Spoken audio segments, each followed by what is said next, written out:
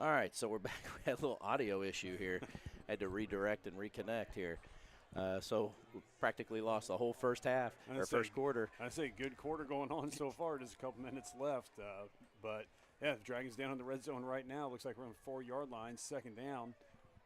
Schweiger just ran the ball.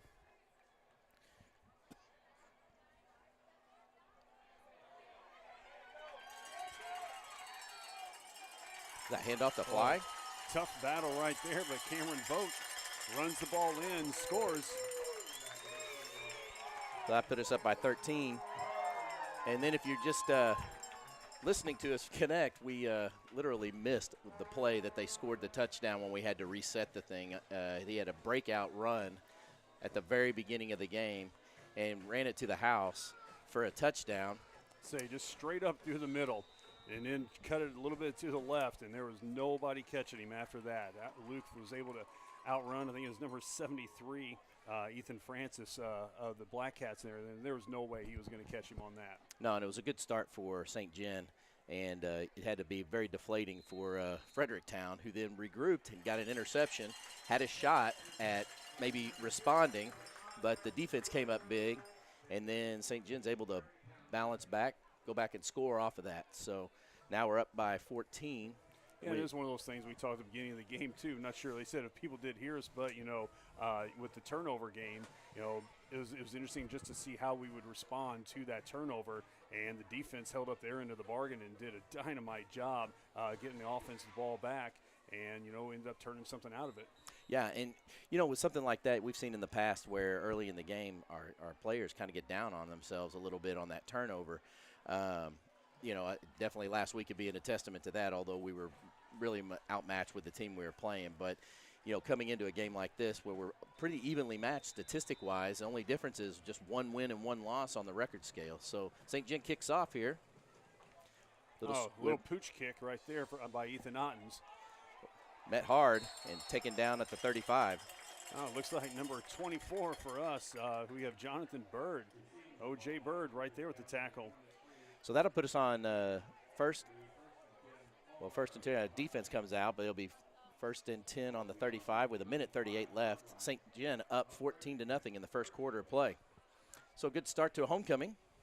I say, great night for football. Have a good crowd out here and everything. I say, homecoming court right there at the end of our end zone. Getting to see a good game so far in the first quarter. It's fantastic.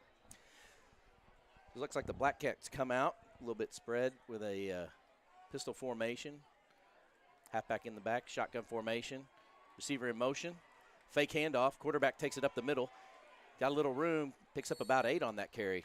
So pretty good fake to start off the first play of their drive. I'm going to say good job by Jacob Warren, too, right there at the line of scrimmage, not giving up in that play, having contact with him the entire time, and then sticking with him for the tackle. I know they said it's second down right here, just a couple to go, but that very easily could have turned into something else. Absolutely. With the defense this year, part of our biggest thing is containing the outside, not giving them that outside look. And, last week we struggled with that. But, in series games, as long as we can control the line of scrimmage and keep them inside, we do pretty well. Quarterback keeps it again. He's taken down for a first down. I'm going to say right there at the beginning, it looks like, Fredericktown's doing a good job of running the ball, too. The pass game didn't look exactly all that great, their first series there. A little errant on some of those throws, to the outers, on the left-hand side over there. But, yeah, they've been really doing a lot of pounding it up the middle, so far at the beginning of the game. Well, no, the quarterback, Jude Linton, he is a senior this year. He's playing both sides of the ball, and scouting report shows that he takes 80% of the snaps and runs with them if there's a running play. So he is pretty much the running offense. Handoff, number 24 in the backfield. He's met and contained. Oh, and a fumble, and it looks like we recovered. So once again, contained on the outside. Got a little turnover there. St. John comes up big. Great penetration right there by the defense, and to force a turnover right there. It's great, like I said. We had a turnover, and now we're evened up in that turnover department. Now let's see if we can capitalize on this. Absolutely. So St. John's offense is going to come out and see what momentum they can move in on this one. So Ferrano calls it. Getting the play in here and see where they go with. So they got fly to the outside on spread formation. Two wide receivers. So it looks like we got Vogt and we have Schweigert there in the backfield. And this time Franco's going to go under center. Looks like he's going to have a lead back here. Franco goes out of the snap, hands off to the fullback, and dishes to the halfback in a fake handoff, and he's still going. Great run by Justin Schweigert there, all right? Pitch out there to Schweigert on the outside. And he's able to, meet that first line right there and then just go power right through him. And finally, they say, get us a first down. A new look here for St. John that they're trying out. It looks like, with a two-man backfield, they got a lead back and a halfback to maybe protect a little bit on this. And they're going straight back into that formation again. Two split receivers with two backfield. Ferrano underneath the center. Ferrano takes a snap. Looks like he's going to pass. Got a little holding on fly here, but it held him, and I don't think they saw that. Yeah, let's say it looked like right there, about 5, 6 yards off the ball. There was a little bit of contact and everything, but safety came over and did a nice job. But he wasn't able to get inside like I think that he wanted to, and Ferranto threw that one to the outside, corner of the end zone. A little bit of contact off the line, but looks like the refs didn't pick it up. So St. John is going to move into a 2nd and 10 on the 32-yard line with 8 seconds left on the clock in the first quarter. Ferrano goes underneath the center for the snap. Two-man backfield, two split wide receivers. Handoff to the tailback who's breaking up the middle. He's still on his feet and going to take it close to the first down. So good run there. Now, so far, everything that, Schweigert's been touching, he's just been able to take, 2 or 3 guys with him. If you're going to try to meet him with one guy coming up the gut like that, you're just not going to be able to handle him. And he just keeps his legs pumping, even after first contact. And you want to see that out of your running back, especially, when you get initial contact, they don't go down, they fight through it. Then the second one, and that's usually what gets you those sustained yards. Yeah, it was a good first quarter lace here, by the Dragons. They said we both were even up in the turnover department, but, we're going to see if St. John's able to capitalize on this one here, to start off that second quarter. Going into the look of the schedule coming up here soon, next couple weeks they're going to play Festus. They're going to see Festus and Caruthersville. Both teams have decent records as far as that, very similar to St. John right now. You're looking at two teams that are going to be competitive as far as playing against St. John. They're going to have to do what they're doing tonight. They come out kind of nose hard. They're getting their blocks. They're keeping things on the inside. Defense seems to be pretty strong. It is homecoming, so I know that they're going to be pumped. And we've done pretty good at home so far this year. We've just struggled a little bit on the road. So it's 3rd and 1 to start the second quarter on the 23-yard line. St. John sits into two split receivers, two backfield. Ferrano under the center. He takes the snap, fakes the handoff. Looks like he's going to throw. He goes out to, looked like Paul Taylor. Boy, had Paul Taylor right there on the outside, but running across the field right there through the middle. You had Devin Fly that was wide open, but I know with him running out to the left like that and throwing across his body, that was going to be a tough throw. But just, slightly overthrew Taylor right there, but they had the options for sure. Absolutely, and it was a good call. It's just, Taylor just missed the opportunity on the catch, which just brings up a 4th and 1 on the 23. They're going to go for it, and they've been pretty successful right now from the line of scrimmage, averaging anywhere from 4 to 5 yards on a touch on the ground. So it wouldn't surprise me if he keeps the ball here. I'm going to say either he keeps that or you give it to Schweigert. Schweigert, I feel, without having the actual statistics in front of me, is probably averaged at least, 6 or 7 yards on carry so far tonight. Yeah. Looks like we or have they a could delay give it to game here. a little bit of Cameron Vogt too. He keeps them legs pumping as well. He's got a low center of gravity, which is hard to bring him down. Well, mistake by St. John. First mental mistake today. They got a delay of game. That's going to take them out to fourth down and 6 from the 20, about the 28. Well, that changes your approach a little bit right there. Granted, we've been able to run the ball, pretty well so far. But, you go from a 4th and 1 situation now to 5 yards behind that. You really have to be able to stick that thing through. Absolutely. It wouldn't surprise me if they either had a lead, like go to the outside, or if they're going to try a little dump pass with Fly coming across real quick. Looks like he's going to hold it. He is going to dish. He's going to give it to Schwaggart. Schwaggart's going to get hit immediately, and I don't think it's going to be enough for a first down. I mean, not a bad play or anything. Just, Fredericktown did a good job of getting through there and making, Fronto make a decision. But not only that, but they had a great job, covering the outside where Schwaggart was. Yeah, and, they went to the weak side. And, anytime you do that, on the short end of this, you don't have a lot of room to roam. So that's going to bring up a change in possession here as the Blackcats offense comes onto the field with 11:48 left in the second quarter. St. John is winning 14 right now, or leading, I should say, 14-0, with the ball spotted on the 24-yard line. And once again, here we talk about at the beginning of the game, and whether or not Fredericktown was able to capitalize on a turnover, and St. John right there, gets that fumble and isn't able to capitalize on it. Yep. So missed opportunities.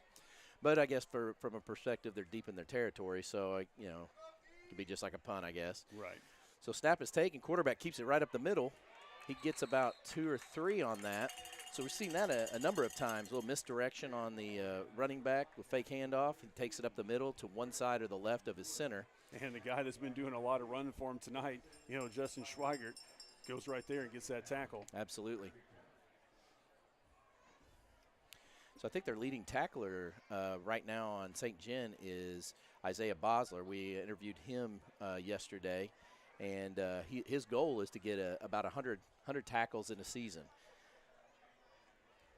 So shotgun position this time. Quarterback's going to take it and roll out. He's either going to hold on to it or throw it. He decides to dish it and out of bounds. That's going to bring up a 3rd and 7 on the 26. Say just nothing there. That's their quarterback, the Easton Wood kid. Number 13, great kid and everything. Just know him from baseball. Mm-hmm. A great catcher, got a good arm. I mean, the kid batted I think over 500 this year for baseball. So that he's one of those guys that's a key athlete for them. Sure. And putting him back there in that quarterback position, that's just a natural thing if he's a catcher like that. Yeah, and he's going to his dominant arm side, so he's going to sling it, which is what he did. He just didn't have the accuracy, and I don't know if he thought he could hit the receiver, so he threw it out of bounds. So 3rd and 7 on the 26 with 11:02 left to play. Fredericktown comes out with the 2-man wide receivers on the right side, and so we have a timeout taken by the Blackcats here.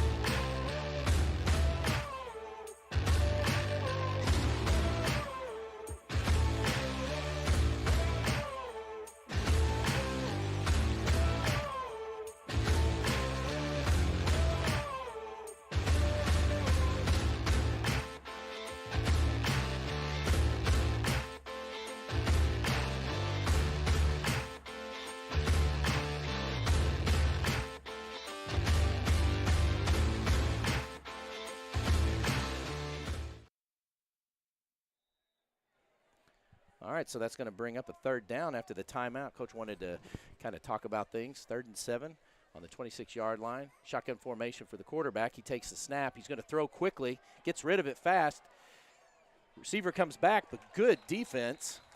Great job by number 15, Alex Bosler, right there to stay with that. Pass was a little bit underthrown there, but, Bosler very easily could have not turned, or, receiver right there could have, made a great move to come around Bosler, but he stuck with him and did a great job of breaking that up. Yeah, and usually in a play like that, with the ball hanging up and he comes back, it causes a PIT every time. Exactly. So it's a great job by Alex not to draw that or anything, too. So that's going to be a 4th and 7, and the Blackcats line up in a punt formation with 10:55 left to play. So this should put, the Dragons in a very good field position, too. So like you were alluding to earlier, whenever we didn't capitalize on that turnover right there, we were still, pushing them deep into their territory. Now we get that punt, and who is this back here? It's Cameron Vogt, I guess, back in the back. He lets it go.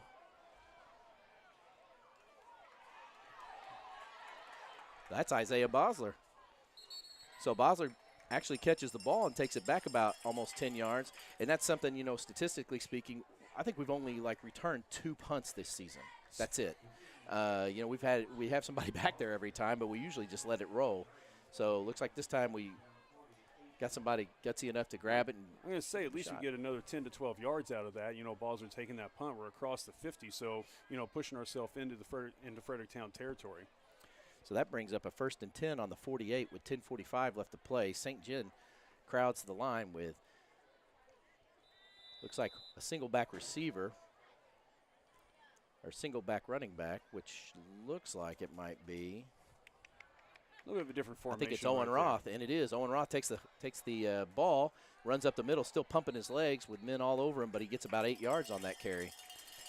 I'd say it's good to see Owen push the ball up through the middle. I know just announcing a couple of JV games, you know, I know level play can be different and stuff, but, you know, Owen had just a little bit of difficulty holding on the ball on that JV level, so to see him go against varsity right here and plug that ball right up through the middle against some guys that aren't exactly small and hold on to that and get a good gain, that's a positive thing to see from a kid like that. Shotgun formation with receiver wide. Everybody else loaded on the line except for Roth.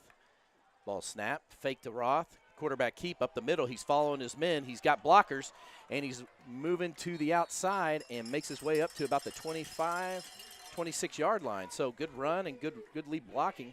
I'm going to say, great job showing patience right there going through the middle, too. And rather than just try to punch it through there, you know, reading where his blocks were and then kick it to the outside just a little bit. And you had Fly out there helping to block and get him a few extra yards. Yeah, and, you know, with them in this formation, you know, they bring out a couple of lead blockers, you know, in Grind, who kind of rotates on either side once in a while and goes into motion. But with stacking the line, you don't know if they're going to use the blockers, if they're going to fake to the outside or go inside. Same format set up. Roth on the backside, shotgun formation, split receiver, Fly to the right. Verano takes a snap, dishes it to Grind real quick. Grind following his blocker, moving out, and is tackled out of bounds. Looked like he was horse collared out of bounds. That looked like a horse collar. There's no flag on that or anything, but, man, he must have, you know, got him in a different spot because up here it sure looked like a horse collar. Yeah. So that brings up a 2nd and 5, so that's a 5-yard run.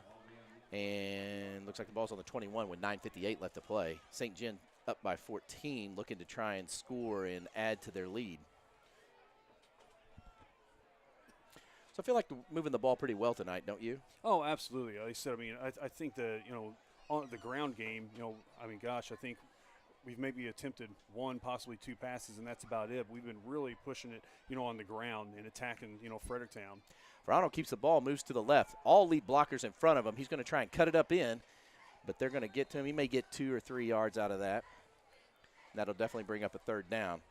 A lot of patience right now. Nobody's getting too excited, and I feel like they're doing a good job using their blockers and letting them make the initial contact before they make their cut. Absolutely. I mean, like I said, I mean, to be able to go up there and read that line and see where those guys are going and then be able to hit that hole rather than trying to make something happen right away, you know, that patience is going to allow them to get that extra yard or 2 that they might have. But right now, this might just be one of those things where it's, you know, strength against strength. Just push it right through and try to, you know, muscle your way to get this 1st down.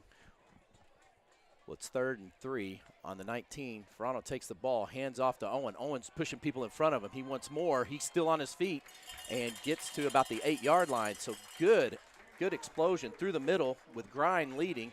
And basically Owen just pushing Grind where he wanted him. And we just saw him getting it through the middle like that, and we've been doing a great job. It's not like we've had a ton of, you know, plays to the outside unless we've had a little bit of an option, but, man, we've had a lot of success going up through the middle like that. Looks like hurry-up offense. They're not going to wait. Verano and shotgun. He takes the spot, a little fumble there, and they both fall on it. So I think we got a little excited on that play. We looked like some momentum that we were gaining and everything. You know, people getting excited, and maybe just rushing a little bit, and we create that fumble. But you know what? We're still down deep into their territory, and let's just keep going. Yeah, 2nd and 11. Same format set up on the line. Everybody's loaded in with a split receiver on the right, and it is a one-on-one over there. Wouldn't surprise me if he does a little slant on the inside. Frano takes the ball, hands it off, and he's going to take it up the middle. Owen wants it. He's going all the way in, and that is going to be a touchdown for St. John. Boy, you just called like the last 5 plays here to the Owen Ross show. I mean, just there's no bones or anything fancy about it or anything. Mm-hmm. Just give it to him, go right through that middle, and, I mean, he probably gained 30 yards just by him alone, you know, in that series. Yeah, he just hits the line hard and just goes straight. You know, it's not a lot of juking. He just hits and goes. And if he gets in the open area, I mean, he pushes. And he has had some initial hits, but he's not going down on first hit, so he's carrying them. Well, that's what he said. I mean, you're not going to get a lot of fancy, east-west necessarily. I just know even in baseball, that was one of the things that we really relied on him quite a bit is just his legs. Yeah. Hey, Owen, all we need to do is run, buddy. Just run. And right there, that's all they asked him to do is just run, and he did a great job. St. John lines up for the extra point. Ball's down and up, and it looks like he shanked it to the left. So the extra point is no good, but St. John strikes again to Must have been start laces the lead. out. Must have been laces out right there. Had to have been. So it's 20-0 with 8:20 left to play in the second quarter. St. John's going to kick off again, and looks like Fredericktown's going to try and figure out a way to regroup themselves and maybe get an offensive run here. Yeah, I don't think that was necessarily a Ray Finkel situation or anything like that, No. with your Miami Dolphins or anything. But, in the grand scheme of things here, like I said, a great job with the St. John offense. Here we are, just 8:20 left in the first half and up 20-0. This is a great showing by our guys. Yeah, and in every position, I mean, we've had 4 possessions right now. We've scored 3 out of the 4. So that's definitely a good testament to what they're doing with their defense. So out come the Blackcats to receive. We'll see if they do a little squib kick in the middle around the 40, which is what they've been doing a little bit, or around the 30. Nothing to get anything too deep here. Ottens lines up to kick this one. And he boots it to about the 25. And here they go. Good initial contact and tackle on the 30. And that's where Fredericktown will start. Great tackle by number 21, Drake Meyer on that. So St. John's defense comes out to play here, and we'll see what they can dial up on this possession by Fredericktown.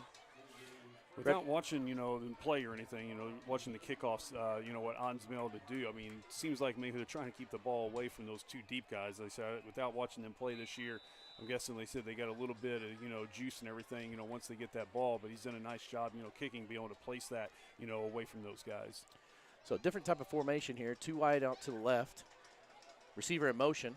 Fake handoff. Quarterback up the middle. Looks like a face mask on us if they throw the flag here. But tackle by St. John on the quarterback up the middle. He gets about 5 on that play. And that'll bring up a second down. Yeah, I think in the past, kicking it deep, I think we open ourselves up to too much open area running, and I think by kicking it in there, they keep it compact and easier to get to the ball and limit those opportunities. So St. John lines up defensively as Fredericktown, same formation, staggered receivers on the left, running back in the middle, hand off to him. He's going to take it, number 8. He's going back to the line of scrimmage. Another good job by Drake Meyer right there. Yes, being able to get through and make that tackle. I mean, it shows that kickoff tackle was definitely no fluke. He does a good job of getting to the ball. No, and that's textbook. Right around the waist, drags him down, good clean hit, and it was a nice one-on-one. So that brings up a 3rd and 5 on the 36 with 7:15 left to play in the second quarter. Fredericktown's taking their time in the huddle. I think they want to try to slow the pace of this game down now. Absolutely. Right now it's playing in the hands of St. John. So split receiver staggered on the right.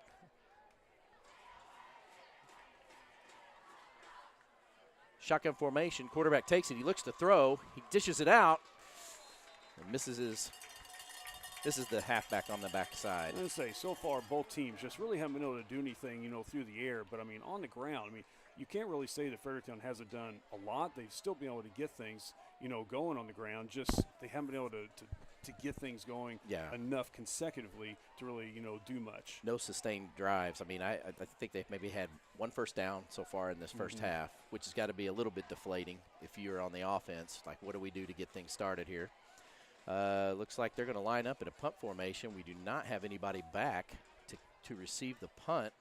I think we're just going to be satisfied with the kick. Maybe he's going to send the horses and try to and they call a timeout. So I can't tell if they had enough men on the field. 1, 2, 3, 4, 5, 6, 7, 8, 9. I don't know what happened there.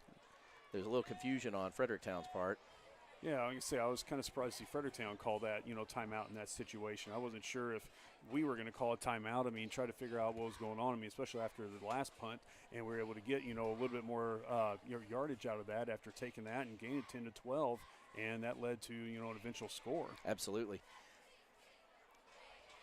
And for all I thought, he was going to just bring all the horses and just try to block the punt on that because he was kind of Yes. loading the line on the defense. I've never seen him do that yet, so that would have been kind of fun to watch if he'd done it. Looks like he's going to have somebody back there this time. So it looks like Isaiah's going back there again. Or he's going to check to make sure they kick. But, I mean, he's going to be the one who's going to return it. It would be great to be able to see him get one and then break it open right here. Absolutely. So Fredericktown comes out in the punt formation this time. Got all the players on the field, and I think they're squared away. Hopefully St. Jen's on their toes because they're about 5 yards away from a first down if they decide to fake. Ball is snapped. They are going to kick. He's going to get it off right before Taylor can get to him. Bosler's got a chance to bring it back. He picks it up and takes it. Skating the line. He's still on his feet. Still hasn't been pushed out and makes it back to the, I think, about the 45-yard line. Great run. Short side of the field there, but he was able to really get past, those first two guys. And, gosh, what did he take it at around the 30 or so? 30 or 35-yard line. Around the 30 or 35, and now the Dragons are sitting up there in the Fredericktown territory at about the 46-yard line. That was fantastic to see. With not a lot of room to run, he was able to, like I said, tiptoe that sideline and get another 5 to 8 yards out of it.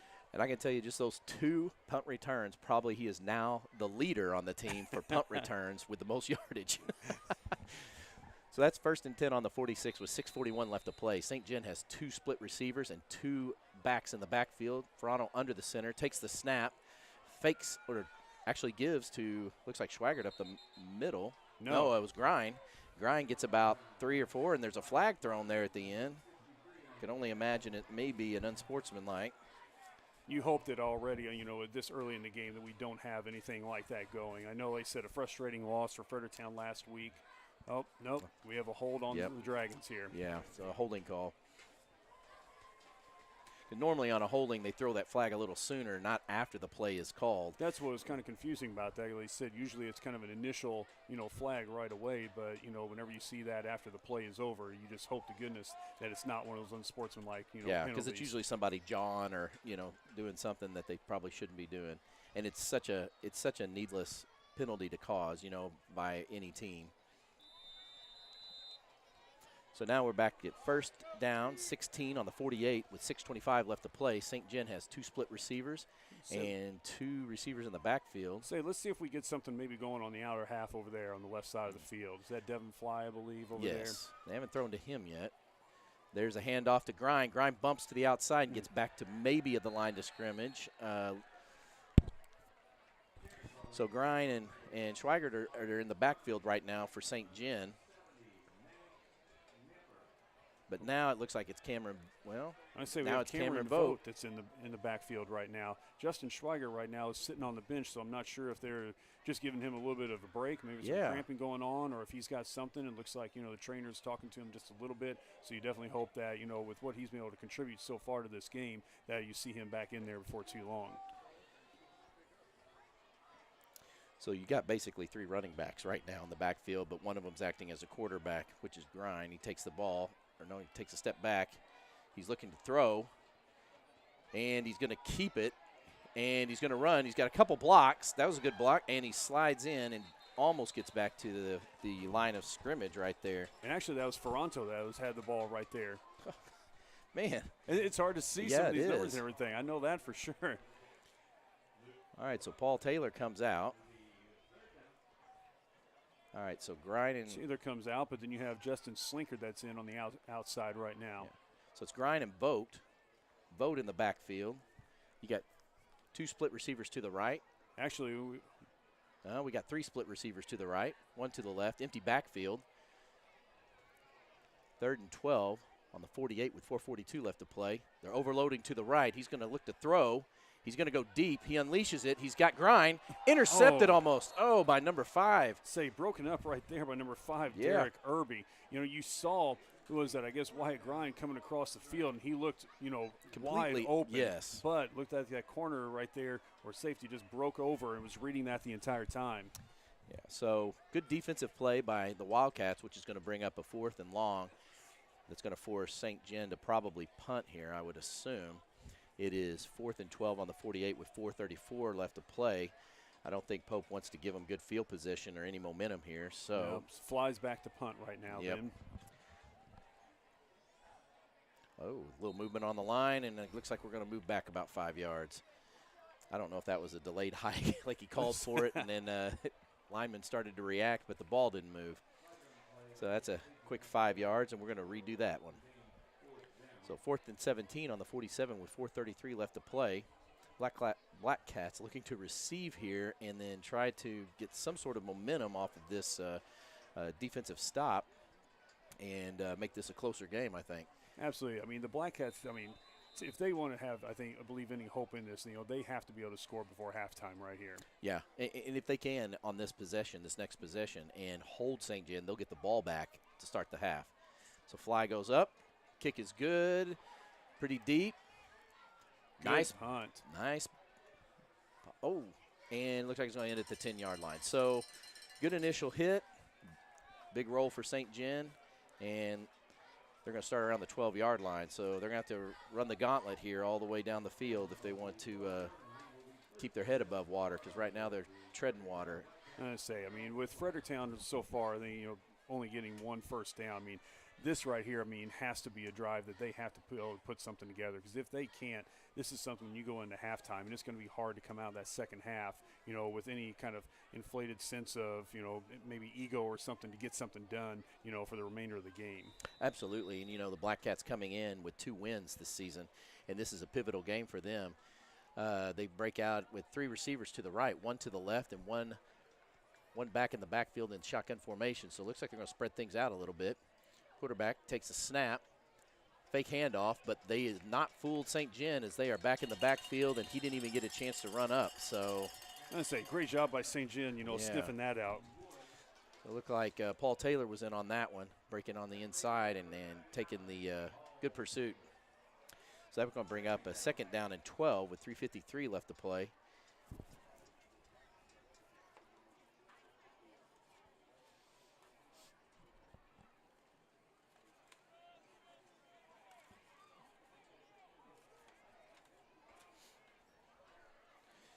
So they come out of the backfield, shotgun formation, same setup. Quarterback takes the ball, quick strike over to the right to number 4 who makes the catch. He's still running. He breaks a couple tackles. He's still on his feet. And eventually tackled in a little extracurricular out there, and that's going to draw flags. And I don't know if that's going to be offsetting penalties with both players or if it's going to be on St. John, but I do know that St. John made the last push. I'm going to say, going over there on the other sideline, just don't know what exactly happened. It's hard to see all the way across the field there, but Isaiah Balzer made a good job of making that initial contact right there whenever the receiver caught the ball, but was just able to skate away from him. You just hope that there wasn't anything that was said over on the other sideline. Right. And it looks like it's going to be a personal foul against St. John and a personal foul against Fredericktown, offsetting, and they'll do this play over again, I think. Yeah, and that was on Castorena, and he had one of those against Park Hills, same thing, and that was a pivotal offsetting penalty. So now we're going to go to 2nd and 12 on the 10-yard line, 3 minutes, 26 seconds, or it's 3rd and 7, I apologize, on the 15-yard line. Big down for Fredericktown here. They've got split receivers on both sides. One running back in the backfield on the shotgun formation. So you got a little confusion over there on the chain gang as far as where we're supposed to be at here. Yeah, and they still had it listed at the second down. All right, so I think they're lining it up here. Now I think we got everything straight. All right, so players are set. Shotgun formation. Quarterback takes the shot. He's going to throw. He's pushed out of the pocket. He just throws it up out of bounds. I'm going to say, you had Paul Taylor right there, and also it was Avery Dipple doing a great job of pushing through the line and putting the pressure on the quarterback, and just nobody out there for the quarterback to throw to. And he's throwing against his body so that, you can't get a lot of oomph or accuracy on that. So he just floated it out of bounds, and it's 4th and 7 now. Well, this would be fantastic for the Dragons right here to be able to get that stop like they just did, get that punt. And we've already seen, a couple of great returns by, Isaiah Balzer back there. Having a third one could just be the nail in the coffin here for the first half. Yeah. And, Fredericktown just hoping that they can hold them without, letting them score again before halftime. So Bosler's about at the 50-yard line. The snap and the kick is off. He might have a chance at this if he comes to it, but he's going to let it roll. And looks like it's going to start on about the 48-yard line. I think if he came towards the play. Well, they did a nice job of putting the ball away from him, too, pinning over on the sideline like that, not really giving him a chance. And that was low, and like I said, right there, right next to the sideline. It was going to be hard for Isaiah to be able to do anything with that one. So good job of letting that one roll and everything. Still decent field position, 49-yard line in our territory. But, we've been pretty successful so far. Yep. Let's, get something going here before halftime. So St. John still has 2 timeouts. It's 1st and 10 on the 49 with 3:12 left to play. Shotgun formation for Verano. Fly on the right. He gives it to, looks like, Owen Roth, who is tackled at the last second. He looked like he was going to make a big run there and was tackled around the 9-yard line, or get about 9 yards. There were green pastures right ahead of him. He cut out a little bit to that right. Just happened to get tackled right there, after a good 7-yard run. So St. John stacks the line with 1 receiver out to the right and Owen Roth in the backfield. Verano in shotgun formation. He takes the snap. He holds on to the ball and keeps it and tries to go up the middle. He's hit. He's still got his feet pumping, and he may have gotten the first down on that. That second push may have got him what we wanted, and that was the first down. Good second effort on that. So Verano pushes the sticks, loses a shoe in the process, and with 2:31 left to play, that's going to bring a first down on the, looks like the 41-yard line. All right, so Verano stays in shotgun formation as St. John crowds the line with 1 receiver to the right, and looks like he's still got Roth in the backfield. He takes the snap. He hands it off to Roth. Roth is following his blockers. He's kind of outrunning his blockers. He's got a good block by Fly on the outside and takes it to may have been a first down. So another good run for Owen Roth. Let's say excellent job by Devin Fly right there, too, to stick with that block, Give him a chance to get a few extra yards on that. I mean, you have a receiver out on the edge like that. I mean, you may think you're not involved in that play, but, boy, you can really help out, in a situation like that. Well, he did and that was a major factor because he outran his blockers. Absolutely. So we got the same setup with Roth this time on the right side of Verano. Verano takes a snap. Little side step. Roth gets the ball. He sees some opening. He's going to go to the middle. Good he's cutback. Nice juke, and he's going to be in there. So great vision on that right there. Good cuts, and bam, right into the middle. I'm going to say, that was an awesome job seeing Owen. I mean, looked like he was just going to stick to the left, and going to get met with a tackle right there. But then he just had a little bit of a cross step and then over to his right and took it to the house. Yeah, so great job by Owen Roth scoring on that play, and good patience also, and good push by the offensive line. I'll tell you what's really nice to see too is it's really refreshing. Justin Schweiger was doing a great job at the beginning of the game for us, and really doing a good job of matriculating the ball down the field. But then to have a guy come in like Owen as a sophomore to be able to pick up the slack, he's done an awesome job. They're going for 2 points, and Verano keeps the ball on a quarterback keeper on the shotgun, scores, and that's going to give St. John 2 extra points to make up for their missed field goal, and that's going to bring St. John to 28. So with 1:58 left in the second quarter, St. John is ahead 28-0. There's just really nothing right now that Fredericktown can do to stop us with the run game. Yeah. And the only thing with the pass is we've just kind of, hurt ourselves, not necessarily been as accurate, and Fredericktown's done a nice job in the secondary. But, I mean, just on the ground, there's nothing that they can do. Yeah. And, when you look at the historical, I mean, we come in 16 times we've beaten them in the last 16 meetings, and 4 in after the regular season, and it's like they probably coming in are a little apprehensive, kind of like we are against some of those teams that we play that we have the same thing, So St. John kicks off. This one he drills down the middle, and it's going to be received around the 15. Meets the line of scrimmage and is hit and drugged down. So he gets about 10 yards off that, and they're going to start the ball. Absolutely nowhere to go. Chase Thompson, meeting him there and just did not let go. So that's going to give us 1:51 left in the second quarter as the teams change offense to defense, defense to offense. And, if you're the coach of the other team right now, like, what do you call here to try and get your team some positive moral, movement? offensively. I'm going to say, is it possible here that, even the Dragons could possibly take and get the ball back even in a short amount of time? Well, and they got 2 timeouts. That's right. So they take a shotgun. The quarterback keeps it, goes up the middle. That's definitely a face mask, and the flag is thrown. So I think the face mask was on number 55, Avery Dipple. So that's going to be a 15-yard because that definitely didn't look accidental. No, it's not an accidental. So finally some positive yardage for Fredericktown, and that's going to get them probably another first down.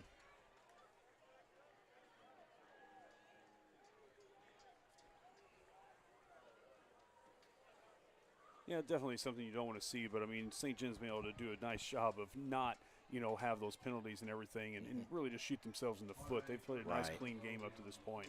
Yeah, and so, the last 2 possessions, it seems like when we had, on defense, it's like we got a personal foul and now we've got a face mask. Those are things that you can clean up real easy, just a little bit better concentration. So defense lines up. Offense goes into a shotgun formation with split receivers. Receiver in motion. Fake handoff. He's going deep. He's got the guy, 7, and it is caught.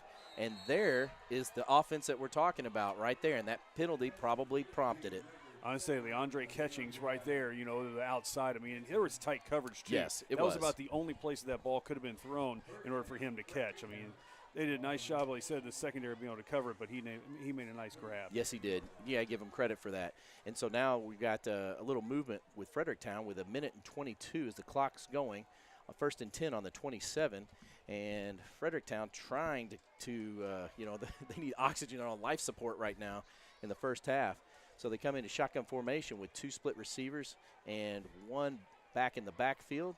Quarterback takes it, fakes it, throws it over the center, and through the hands of their receiver, number 7, Leandre Catchings. I'm going to say Easton Wood, put it out there for him, but it looked like, maybe Catchings saw what was coming across the middle after him. He seemed a little did timid. Catch that, and he held up on it. Yep.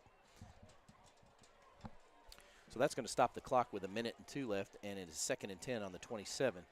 I would say that they will go for it the whole time, even if they get to a 4th down now at this juncture where they're at. So they come out with 2 split receivers to the left, 1 running back in the backfield, shotgun formation. Receiver in motion, fake handoff. He's going to throw again. He lets it go, and the guy's wide open. It's caught after bobbled, and I think he's in there. He is. That's a touchdown right there. So, so the receiver in motion takes the fake, swings around to the right side, and gets behind the defensive player. Initially, bobbles the ball up in the air, Robin Williams style, in that 80s movie that he made, catches it and crosses the finish line and scores for 6 points. I'm going to say Zach looks like Botbull right there. I mean, on the outside. And I don't know if it's just a miscommunication in coverage there or what happened, but he was able to get behind the defense. And, Easton Wood put a strike out there for him, and you just hope it wasn't a stone hand sort of thing. Like I said, just sitting there bobbling that, but he did come down with it. So that gives them some score here, and it's 28-6. Awaiting the extra point kick here.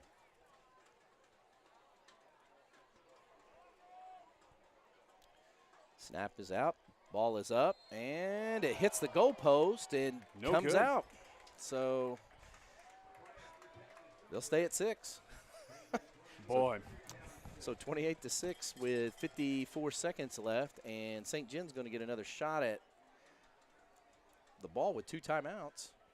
I'm going to say with 2 timeouts right here, if they can get a little good, some good field position off of this kickoff, it's not not saying we can't do anything with it. I mean, heck, you look at that last run that Owen Roth had. I mean, that was maybe just about 5 or 6 seconds, and he's able to, take care of, 25, 30 yards. And this may be an opportunity, Coach calling a few plays for Ferranto to air a few out, maybe to fly on the move or something like that.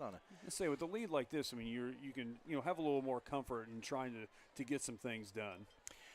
If you're the coach of the other team, the touchdown's obviously a positive, but then how positive are your team right now? Would you onside kick this? with 58 seconds left, you have no timeouts. Well, I mean, you have you no to give them good timeouts, position. and we have 2 timeouts, and you don't want to give us great field position or anything like that. And other than that last drive, Fredericktown hasn't been able to do a very good job of sustaining anything. Right. So yeah, I think you've got to kick this one deep, and then just be able to hold them, St. John, for their series and not let them score. Yeah, because I mean they scored in 3 plays. So here we go. He just kicks it deep. Looks like Fly's going to get it. There's a flag down on the play already. Fly's still on his feet and tripped up at the 20-yard line. And Fly is still down. He looks to be hurt. So I don't know if that's an ankle or no, he got up. Well, he's back up. Yep, he just needed to shake it off there. Interested to see, like I said, what this penalty is right now. Yeah, I guess it's going to be on the Dragons. I would assume. Maybe holding. Yep. Yeah, that would be a hold right there. So that's going to take the ball back just a little bit more.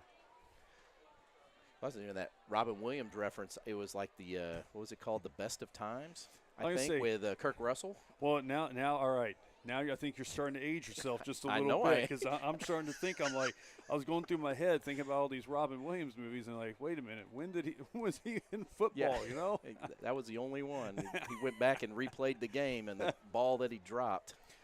Or maybe it's not an age thing. Maybe it's just more that you're a little more well-versed and well-rounded. It could be with an age thing. Your movie choice. That's what it is. I'll be pumping 51 here in December, so. So St. John's going to line up deep in their territory, 1st and 10 on the 9-yard line with 48 seconds left. We're going to see what Coach dials up here. Same formation here, and looks like he's got Owen Roth in the backfield. Ferrano takes the ball. He keeps it. He's going to run it himself. He goes to the outside. Fly, good blocking there. Get out of bounds. Pretty close hit too late, but he wasn't violent with it, so I think they let it fly. So just a little shove right there. Yeah. You just hope, like I said, that nothing happens, getting one of your guys hurt or anything at the end of a quarter like this. So it's 2nd and 7 with 42 seconds left. Clock stopped from running out of bounds, and St. John's calling in another one. Looks like they're not really going to open it up unless they go one-on-one with Fly on, something deep here. I say you have him out there on the open side of the field right now. I'd almost be tempted to do it. If they do, a little, a fake right here and then get that out to him on the outside. Try to cut him through the middle of the field. He doesn't field. have much help on the outside. I mean, the defensive player does it.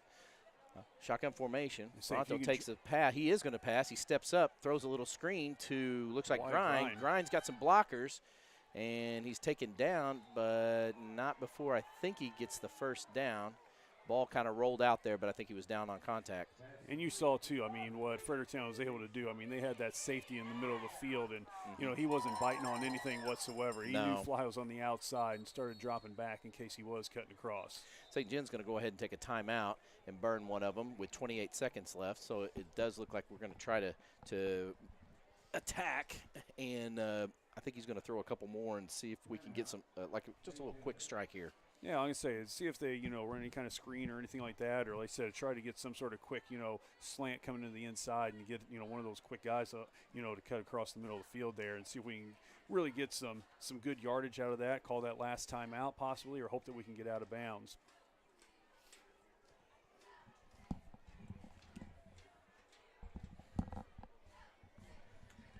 So on the whole last week, we didn't see the end zone. I think I was 50-something to nothing. And I know when Fredericktown played Valley Catholic, it was 60 to, I think, 14 or 12 or something like that.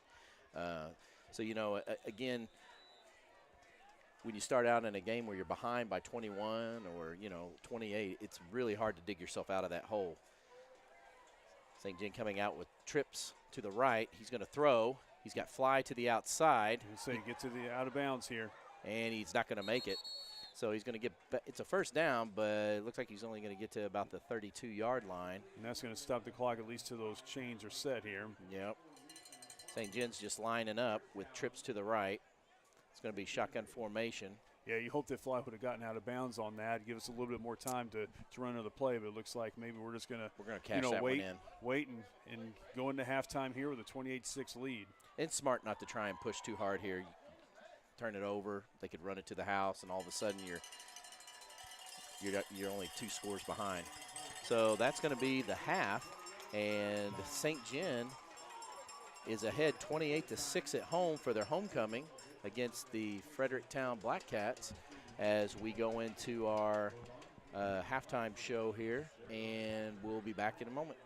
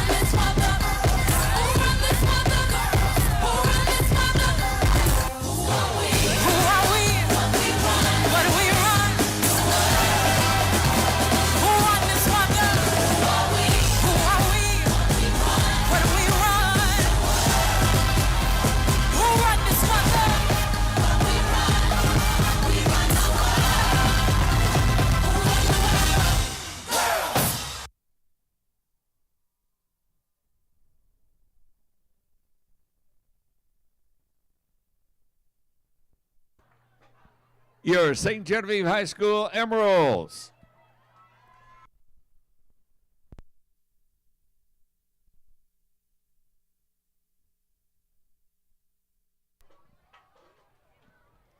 Good evening, everyone.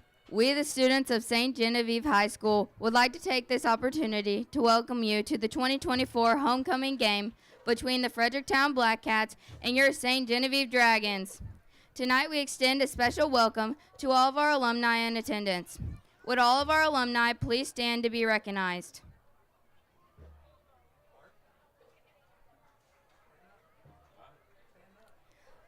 Let's give these alumni a big hand.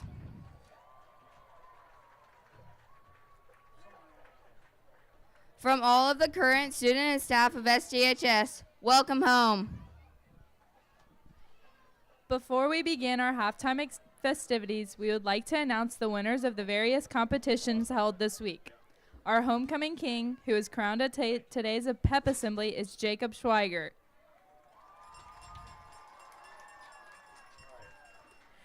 The most spirited class at today's assembly was sophomores. The winners of the Powder Puff football game, which was held at Spirit Night on Wednesday, were the seniors with a score of 22-6. Way to go, seniors! The winners of the float competition in this evening's parade are, in fourth place, sophomores, in third place, seniors, in second place, freshmen, and then in first place, juniors.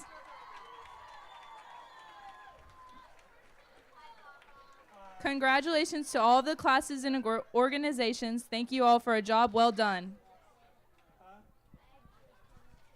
At this time, we would like to introduce to you some very special guests who are with us this evening. They are the homecoming queens from previous years, and they will be assisting in the crowning of this year's homecoming queen. Please direct your attention to the ladies standing in front of the bleachers. They are retiring queen, Miss Hope Schmelsley, along with former queens, Isabel Bosler, Josie Geisner, Paige Porter James, and Jamie Steiger Bowman. Thank you very much for joining us this evening. We will now proceed to our coronation ceremony. Making her way across the field, first is last year's queen, Miss Hope Schmelsley. Hope is escorted by her parents, Keith and Julie Schmelsley. Hope is currently attending the University of Kansas to get her master's in architecture. She is also on the rowing team.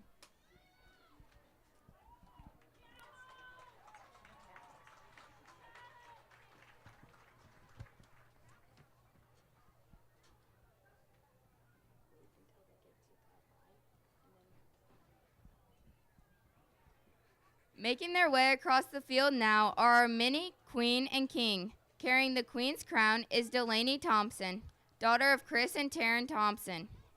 Carrying the football autographed by the St. Genevieve Dragons varsity football team is Cooper Kine, son of Brian and Rebecca Kine.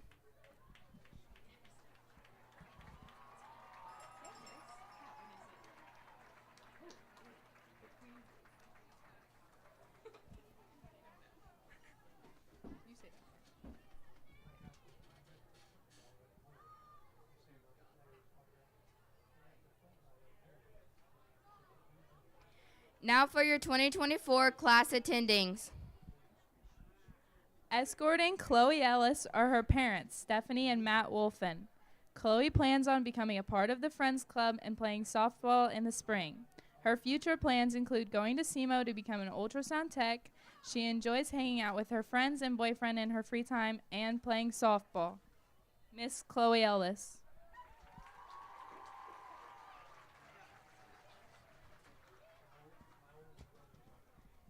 Now making her way across the field is Lana Gegg.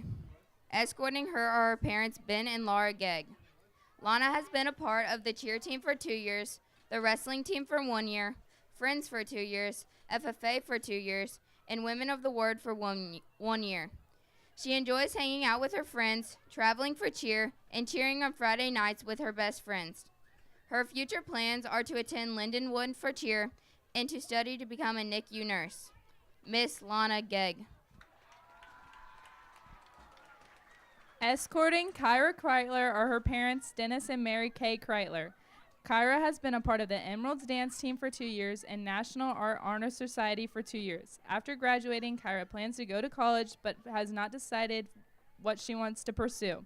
She wants to live in a big house on lots of land and travel the world. Kyra enjoys spending time with her family and friends, watching movies and TV shows, reading, going shopping, and spending time with her boyfriend, Alex. Miss Kyra Kreitler.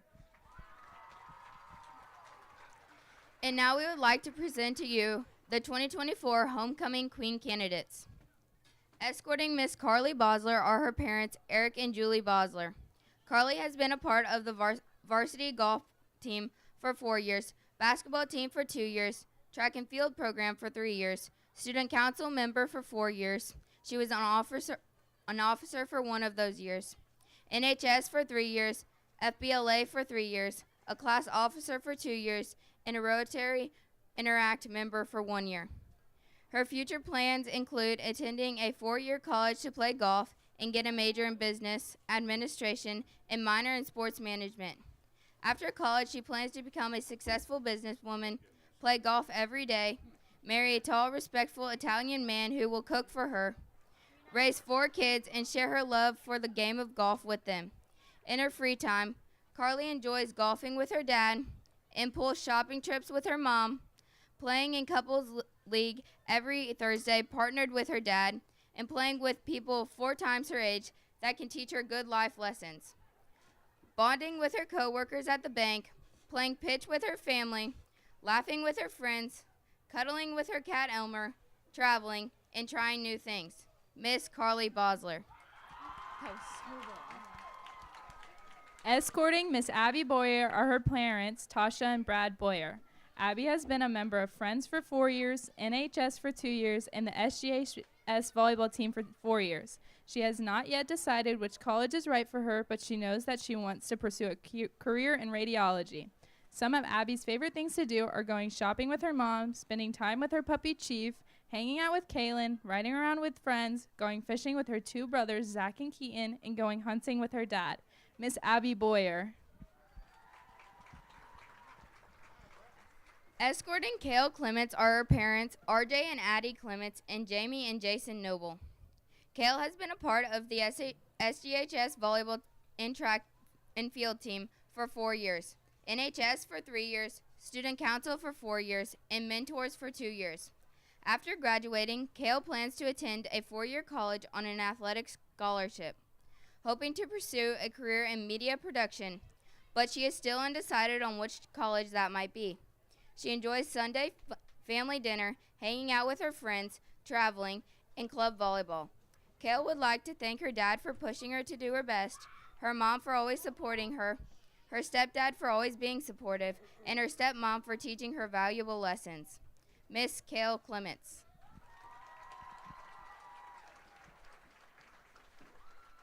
Escorting Miss Ava Greer are her parents, Michelle and Tony Greer. Ava has been a part of student council for 4 years, Friends for 4 years, varsity softball for 4 years, NHS for 3 years, mentors include becoming a physician assistant or doctor and working in breast cancer or women's health. In her free time, she enjoys playing softball, doing puzzles, spending time with family, and hanging out with friends. She would also like to thank her parents for always supporting her. Miss Ava Greer.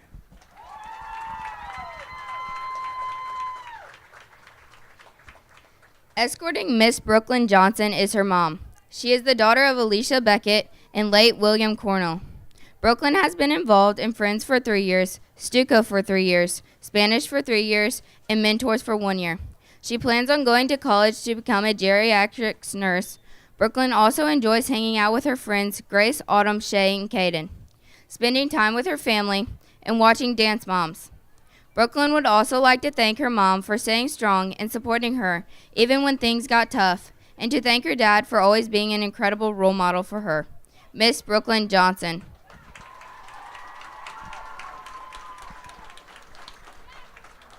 Escorting Miss Olivia Klump are her parents, Kelly and Sean Heberly, and Matt and Adrien Klump. Olivia has been a member of the track team for 4 years, Stuco for 4 years, NHS for 3 years, Mentors for 2 years, and Friends for 4 years. She plans to go to a 4-year university and major in pediatric psychology, and later hopes to open her own pediatric psychology business. Olivia also hopes to marry her boyfriend and start a family. She enjoys shopping dates with her mom, lake days with the family, girls' night at her house, going to concerts with her friends, quite literally anything with Zachary, and hanging out with her siblings never gets old. Miss Olivia Klump. Escorting Miss Kristen Whittu are her parents, David Whittu and Kate Vins. Kristen has been a member of the Emeralds dance team for 4 years, track for 2 years, FCA for 3 years, Women of the Word for 1 year, Art Honor Society for 1 year, and Friends for 2 years. She plans on going to a community college for 2 years to use her A+ hours up, then transferring to a 4-year university to major in psychology. She wants to be a light for those who struggle with their mental health. Eventually, she wants to find a very cute, tall, brunette man who loves God and get married. She wants to have lots of kids and hopefully adopt. She wants to show unconditional love to her children and heal her inner child in the process. Kristen enjoys going on fun adventures with her loved ones, going to church, spending one-on-one time with the Lord, dressing up pretty, and going out with her friends to get coffee. Miss Kristen Whittu.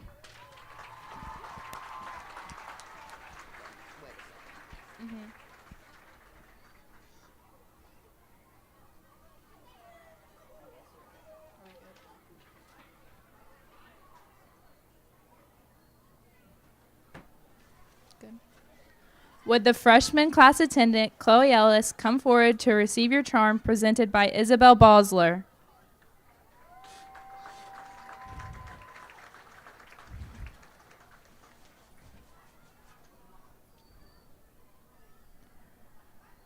Would the sophomore class attendant, Lana Gegg, come forward to receive your charm presented by Josie Geisner?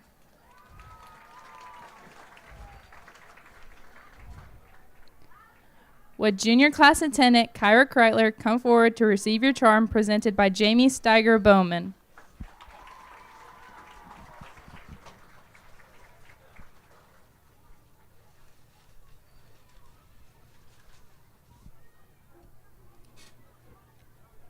And now, the moment we've all been waiting for. Who will reign as the 2024 SGHS Homecoming Queen? Without further ado, would Brooklyn please come forward to receive her charm presented by Isabel Bosler?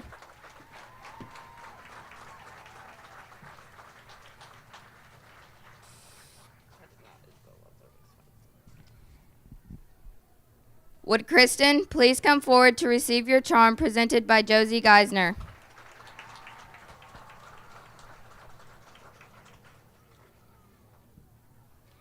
Would Olivia please come forward to receive your charm presented by Paige Porter?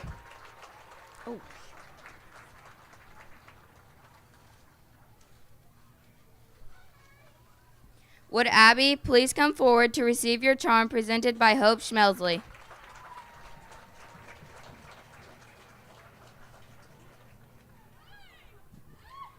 Would Carly please come forward to receive your charm presented by Isabel Bosler?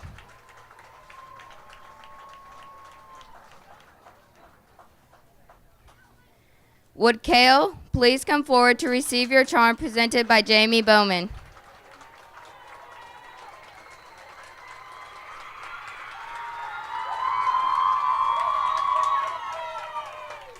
Your 2024 homecoming queen is Ava Greer.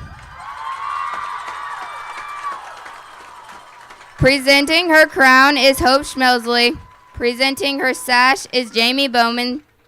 Presenting the autographed football is Paige Porter. And presenting her homecoming charm is Josie Geisner.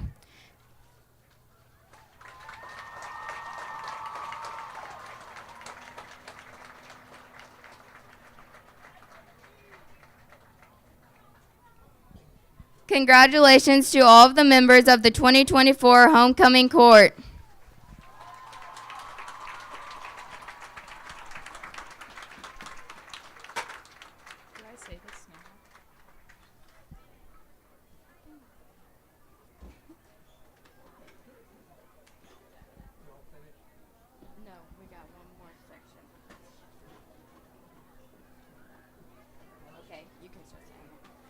The St. Genevieve student body would also like to give a huge thank you to the businesses and other important people that helped make the homecoming so amazing, including St. Genevieve Antique Mall, Eric Scott, all the parents that help, SGHS administration, donated items and or food provided, County Do-It Center, Tractor Supply Company, float judges, Ozora Volunteer Fire Department, Bill Holst, St. Genevieve Fire Department, Brad Grind, and Pete Harnish. Once again, thank you to all of you for making this homecoming week a memorable experience for everyone.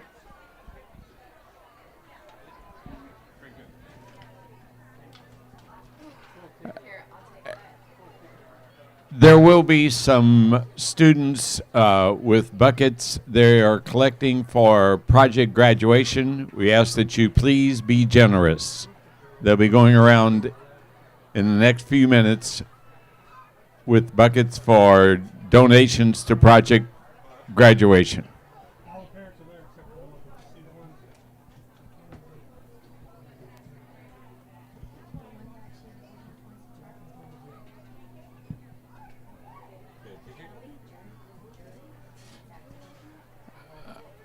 Okay, and we ask that you get your half and half tickets out before $120.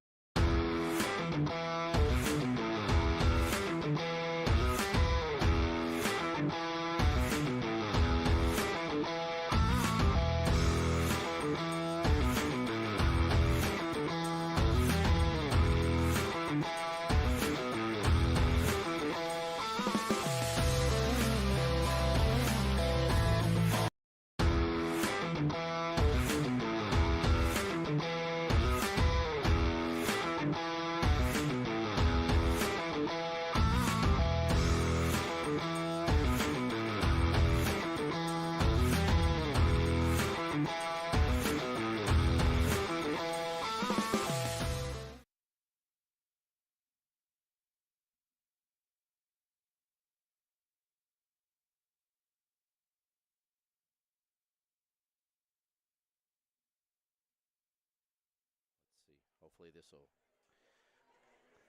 All right, we're back for the second half here, and that's going to start shortly in a minute 46. St. Gen ahead, 28-6 right now, starting into the third quarter.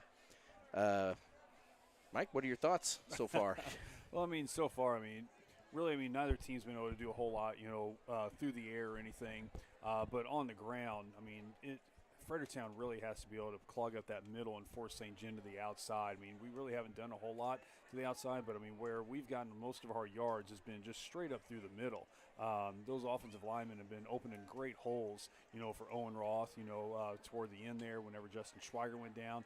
And, at the beginning of the game, Schweiger, we weren't able to, they weren't able to stop us. Right. They really were not. And, other than a couple of big plays by Fredericktown, really our defense has done a nice job of being able to stop them.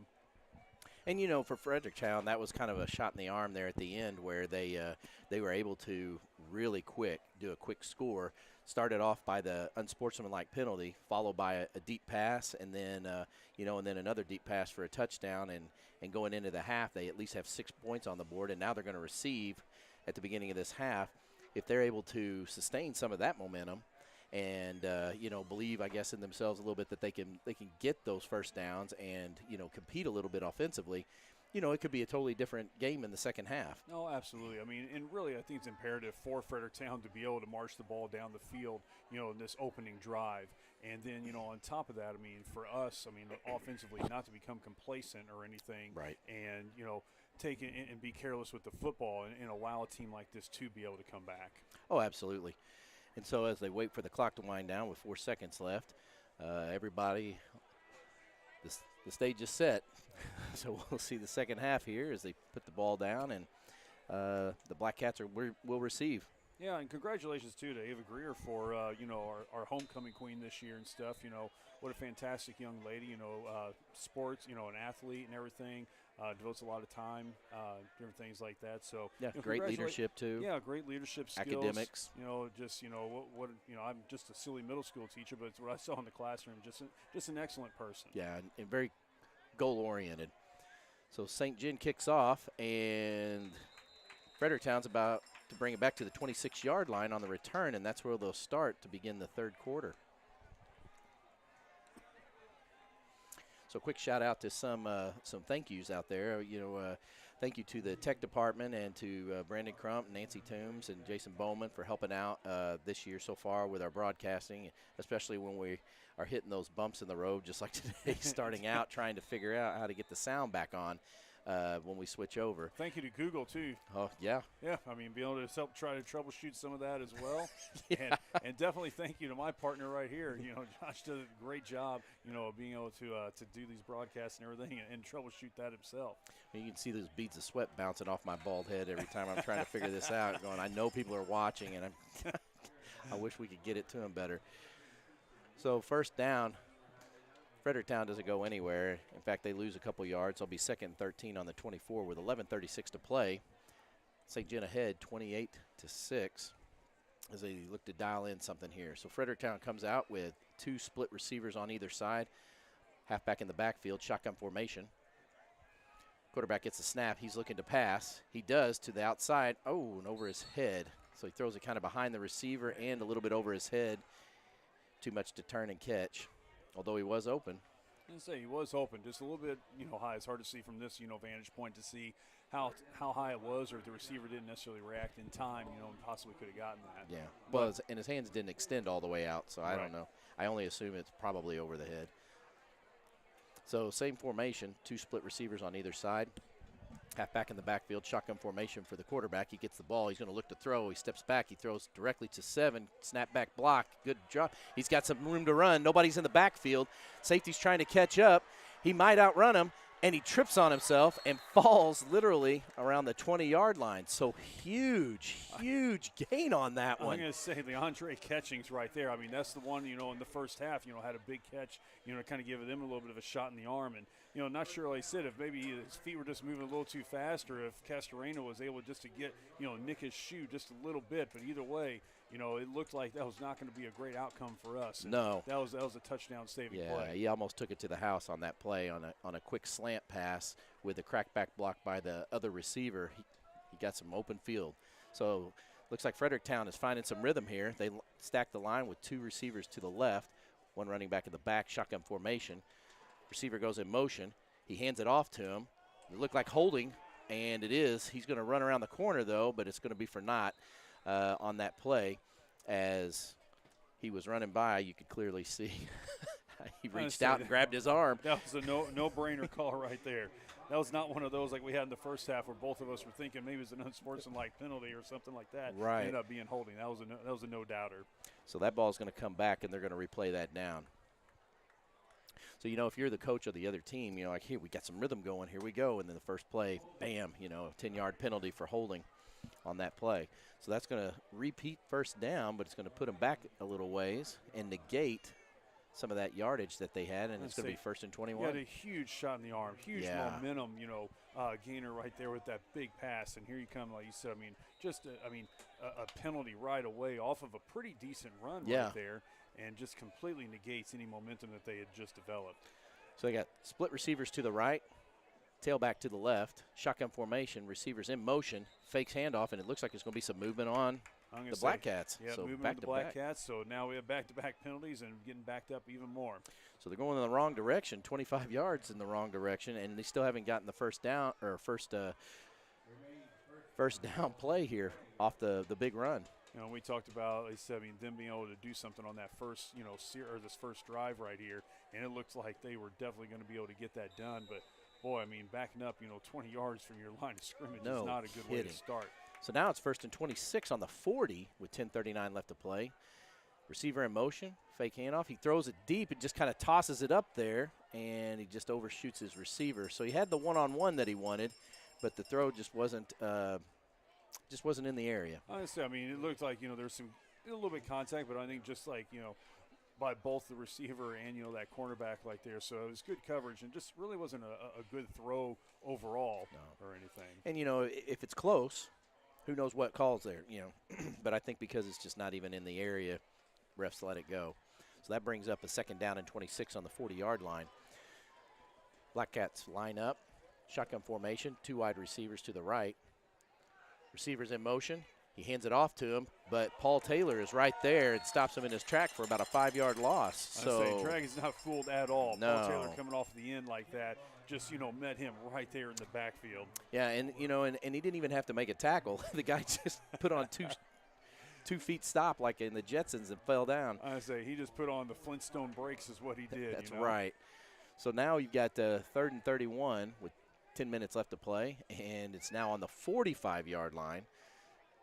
So, again, if you're the coach right now of Fredericktown, it's like, hey, we made a few calls, we got some momentum going, and then, man, just back-to-back mistakes. Just shooting yourself in the foot, and you cannot do that, especially after a big play. Yeah. So now we've got split receivers on both sides, and looks like it's going to be maybe a timeout. So we have a timeout here taken. Yep. By the coach. By Fredericton. No. Oh, by St. Genevieve. So it looks like Pope didn't like what he saw in his defense with what they lined up in with split receivers. And it seems like every time they've been going into that, it's one of 2 things. He throws it or he keeps the ball and goes right up the middle with it. So with 9:42 left to play, it is 3rd and 31 on the 45-yard line. I would imagine if they get any kind of positive yardage here, they might actually try and go for it, instead of kicking it and trying to pin them deep in their territory. Oh, absolutely. And I guess, while we have a little bit of a break right here, too, just a little bit of shout out, our volleyball team, share or sole, conference large school championship. Yeah. What they have. And, even our golf team right now, going out, having, I think, one of their first winning records in program history. Their districts is coming up on Monday. I know the conference tournament's coming up for our volleyball team. So, so far it's been a good fall season for our teams. Absolutely. Quarterback does go back to pass, can't find anybody open, and ends up getting swallowed. Boy, what looked like a great, beginning drive, start of the half for Fredericktown, is just completely stalled after a couple penalties and nothing going right there. Now here we're sitting in a punting situation. Mm-hmm. And so now they're going to try to kick the ball and pin St. Gen deep in their territory, and hopefully their defense can come up big for them. Penalties and mistakes here on this drive. You come out after half, you're fresh again, and boom. So St. John lines up for the punt.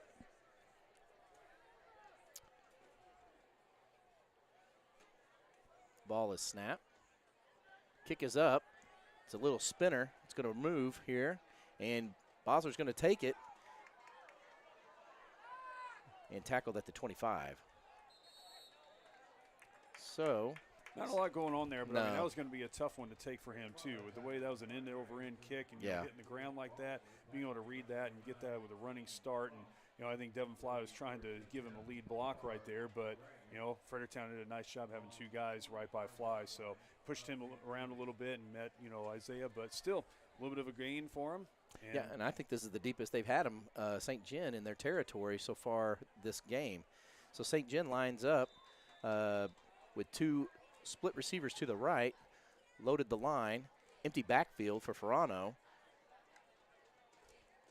Roth in motion. He takes the ball. He's going to try to go the end around, but not doing for the Fredericktown defense, who contains Roth on that play. So Roth, who was a split back on that one, comes back in motion and takes a handoff, but can't find an opening. I think that may be the first time we've seen Roth, run to the outside like that, and he's had a lot of success being able to cut that ball up through the middle. And that's, a good point.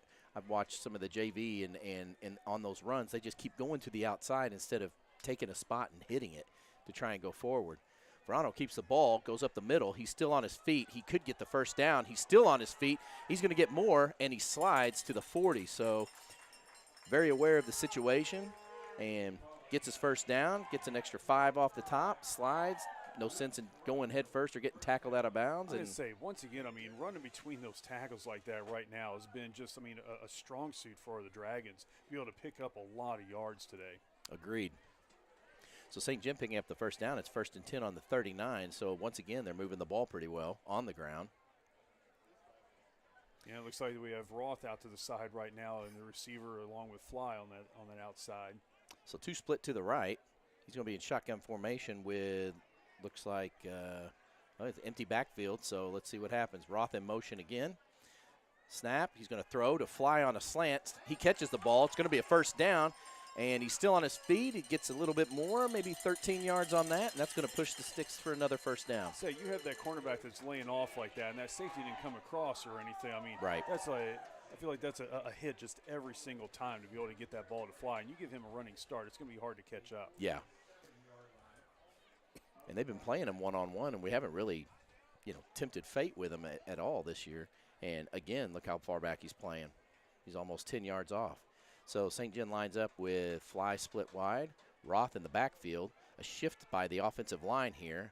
Ferrano in shotgun. He takes the ball, hands it off to Roth. Roth has hit at the line. He shucks it, hits again. He shucks it, and he gets down, and looks like he picks up a first down on the ground. So great running by Roth. Well, once again, there it is right there through the interior. Fredericktown met him at the line of scrimmage, but, to keep those feet going and just went able to wrap him up and then not only break one tackle, but then break a second one a couple yards later and then get a first down.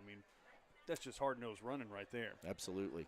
And so now we got to line up with one split back on the right, another shift on the line to the left side. Roth in the backfield, shotgun formation of Ferrano. He keeps he gives the ball again. It's a fumble, and looks like Fredericktown is going to get it. So Roth gets the ball, gets hit in the stomach hard, and ball pops out, and looks like it's going to be a change of possession here. So big opportunity here for Fredericktown as St. John was moving the ball at will. I understand you had a couple of big plays right there, 2 first downs right in a row, and then being able they coughed the ball up right there. Now you just hope that Fredericktown can go back to what they did, at the start of the third quarter, or are they going to be that team that, after that first play, rears its ugly head and, aren't able to capitalize on anything. So we're going to see what the coach dials up here for Fredericktown as they come to the line with 2 split to the left. Receivers, tailback in the backfield, shotgun formation. Quarterback gets the ball, fake handoff. He's going to throw. He lets it ride. He's got a guy out there, but he didn't pick up the ball where it was at, so he overthrew his receiver. We had 2 Dragons on him, and second down. So it looks like he's opening the playbook up here and throwing it. Sense of urgency, I think. Honestly, I mean, they've got to be able to make something happen in a hurry right here. I mean, being a few touchdowns down right now, I mean, they have to get something going, and they have to get it going quick. Yeah, and seeing how St. John's moving the ball, this is a gift right now for them, and I think the coach knows, we won't be able to keep them off the board the entire second half. So St. John lining up in their defense. Receiver in motion. He keeps the ball. Quarterback up the middle. He's got some room to run, and he is close to a first down. So good run by the quarterback on that, on the fake one, and looks like they're going to give it to him. And they picked up the first down marker, and looked like a little bit of a generous spot to me on that. Yeah, sure did.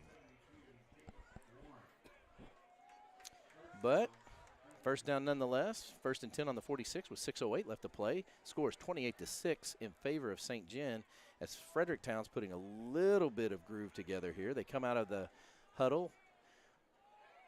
Two receivers split to the left. Running back in the back, shotgun formation. Receiver in motion. He gives it to the receiver, number 4. He's got a lead block, and he's still, again, that's that. He had it. He didn't cut up. I'm going to say he didn't cut. I mean, Paul Taylor, goes from, the right side of the field on DN and makes his way all the way over there. Didn't make the tackle, but was able to push Fredericktown guy, I think, pretty well into their tailback, and get the guy out of bounds. Yeah. So, great job. But, we really haven't seen a lot of success by either team getting the ball on the outside tonight. Yeah. And, you get to a certain point, you've got to cut it up in. You're going to get hit, but you got to cut it up in. And so they lost a yard on that. You got two receivers to the right, halfback in the backfield, receiver in motion, the snap. It's going to be thrown. He's going deep. He's got a guy. If he can get there, that may be PAT, and it is. Yes, it is. And because it was close and their hands were on him, and I think that's a legitimate call by the referee. So 28-6, 5:40 left, and St. John has a pass interference call on a one-on-one to the outside to their number 7 receiver. I'm going to say that's Catchings again. He's been their guy, so far that's made things happen. And the thing is, Alex Bosler is running with him step for step, but I'm sure, whenever they said you get out there and it's a close play and it gets a little handsy, a time like that, it's going to get called. Yeah, and you can't have your hands all over him when the ball's in the air like that, when you're at least 10 yards past the line of scrimmage, and if the ball's close, it's an easy flag for the ref, especially when it's one-on-one and there's nothing impeding their vision. So Blackcats are going to come out of the huddle, first and 10 on the 40-yard line with 5:40 left to play, and now they've seen a little life. Split receivers to the right, tailback in the back, shotgun formation. He takes the snap and takes it himself up the middle and pushes the ball about 6 or 7 yards. About a 6 or 7 yard gain right there. Once again, Wood just taking, he's had 2 good carries right through the middle there. Mm-hmm. And they said, that pass on the outside, if they can continue to do that, they can maybe get a little something going right here. But other than that, just not a lot doing for them. No, and they could knock the score in half if they score here and get a 2-point conversion. So, they've got a little bit of momentum swing in this direction now and no penalties. So we'll see if they shoot themselves in the foot. They got split receivers to either side, shotgun formation.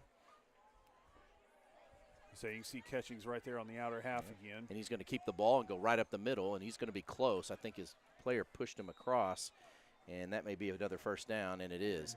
So looks like in this possession they've been pretty consistent with a few passes, but definitely on the run. And Fredericktown's been much better at being able to attain that first down this second half than what they were that first half. I don't even know if the first quarter, if they were to get a first down the entire quarter, and then that one drive where they scored, it was about it. But so far they've been able to actually kind of move the ball as opposed to what they did the first half.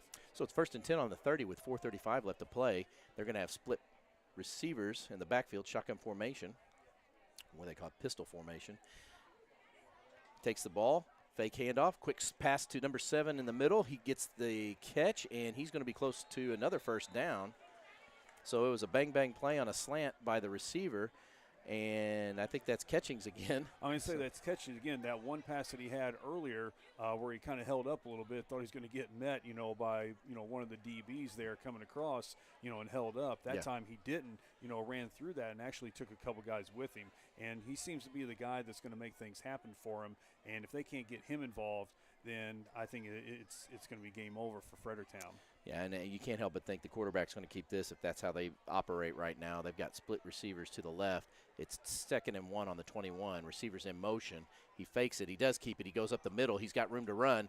He's still on his feet, and he gets to about the 6 or 7 yard line. So, you know, they're putting some good plays together here with some consistency. I say it seems, I mean, just without knowing a lot about Fredericktown, I mean, the offense definitely runs through, you know, catchings, and then, you know, also the quarterback Wood. Yeah. You know, if those two guys can do, you know, a lot here, then they can make it interesting in the second half. Yeah, and just like the scouting report said, 80% of the run. I mean, that's what he's doing. So Fredericktown comes out of the huddle with 2 receivers to the left, tailback in the back, shotgun. Receiver in motion, and flags fly everywhere. It could be a false start on Fredericktown. Seems like maybe have defensive offsides. I say offsides on the Dragons. Not what we need right here. No. You know, this close to the goal line. So it was 1st and 8. Now it's going to be 1st and 3 after the penalty, and that's going to put Fredericktown in a really good, unique position to score here. And I think if you're Fredericktown, you're going all 4 downs if you need them. So split to the left, same scenario. Wouldn't surprise me if he fakes it and keeps it. Or I mean, their bread and butter so far has been running Wood right through the middle. And it was fake handoff to the receiver. He's going to try to get to the outside and just can't do it. You know, again, it's that consistent trying to get around. St. John's done a good job of knocking out the outside half and letting the running back beat them to the outside, something that they really struggled with last week. So I'm sure they, in practice, have been working hard to try and maintain that. And I feel like if you're going to run to the outside there, I mean, so far nobody's been fooled either team with being able to get the ball out there. And if you feel like you have to have some sort of misdirection or something in order to get, you know, them biting one way to be able to be successful at that. And right now, like I said, we just have not seen anything successful to the outside. So now it's 2nd and 5, receivers in motion. He fakes it, quarterback keeps it. He goes up the middle, and he's going to get back some of that yardage they just lost. It's going to be 3rd and 2, I think. I'm going to say he's probably going to be about the 2 yard line right here. So you got 2 plays left, and really, if you're the coach of Fredericktown, I mean, honestly, I'd keep pounding it up the middle because that's where they're having the best success right now with their running. You know, the one thing they haven't done is given it to the actual tailback. Who's back there? I think he's just like the lead blocker straight somewhere. Handoffs whatsoever. Yeah. So it looks like it's 3rd and 2 on the 2 yard line with 2:22 left to play in the 3rd quarter. Fredericktown looking to strike and knock the lead in half. And shotgun formation, and he does hand off, and the knee was down. Yeah, and he slid and fell down, and his knee hit. So they had 2 tailbacks in the backfield. They actually handed it off to the tailback that time, but he slipped and took a knee on accident, and that's going to bring a 4th and 5. Tell you what, I mean, whenever you have like that momentum that was going in Fredericktown's way, and then the penalty, you know, that the Dragons had to put them even closer to the goal line, and now not able to do anything. Man, that's just, I mean, just a punch in the gut. Yeah, it's very frustrating. You know, maybe you have a tight end release here. You haven't seen anything like that yet. I don't know. But he's got a one-on-one with number 7, and I think he's going to maybe do a slant here. It's a fake. He's got the ball, and he is not – they are not fooled. Looks like Drake Meyer for St. John in the backfield hits the quarterback for a loss, and St. John's going to pick up and switch out on offense on the 5 yard line. Boy, it just seemed like, you know, Fredericktown was almost trying to get a little too cute with some of their play calling right there. And rather than their bread and butter, what's been working, you know, up to this point, I mean, Wood just going through the middle and relying on those blockers, you know, through the tackles there has been really getting them a lot of yards. They didn't even do that one time, that entire series. No, and we had a one-on-one, you know, with catchings on the outside, and he's been their big go-to receiver. He could have just slanted in and threw it and just let the chips fall where they may.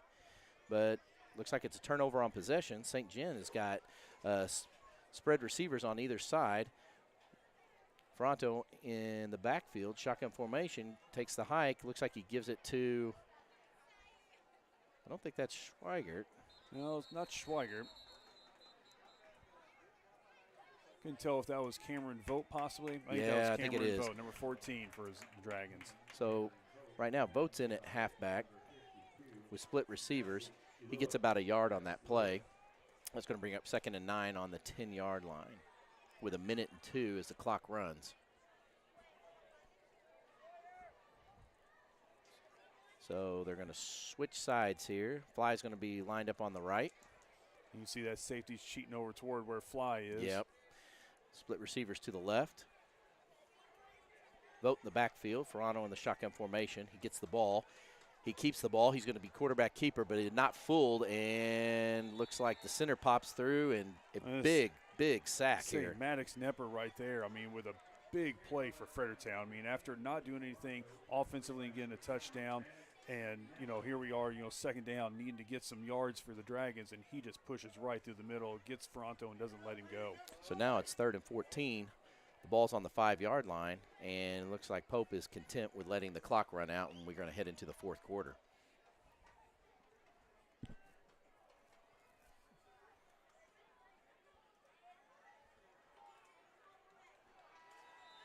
So with the score 28-6, and St. John is going to start on their 5-yard line to start the 4th quarter with a 3rd and 14.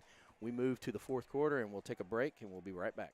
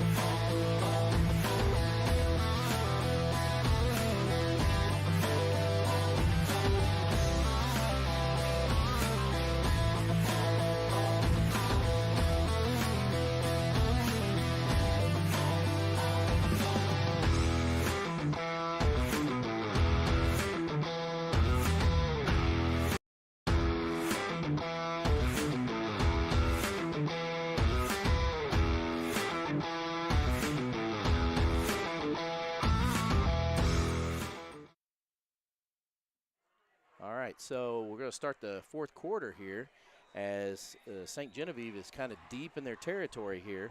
If you're Fredericktown, you might bring a couple horses and hope for maybe a safety, but you leave yourself exposed down the field if you do. St. John lines up with 2 receivers to the right, and Ferrano under the center takes the ball, hands it off, and Vogt takes the ball, and looks like he gets a few back here, but it gets him a little bit away from the end zone, and I think they're going to be happy with kicking a punt here. If you're Fredericktown, you like to, whatever they did at halftime, to kind of go into a different strategy, to start off the second half.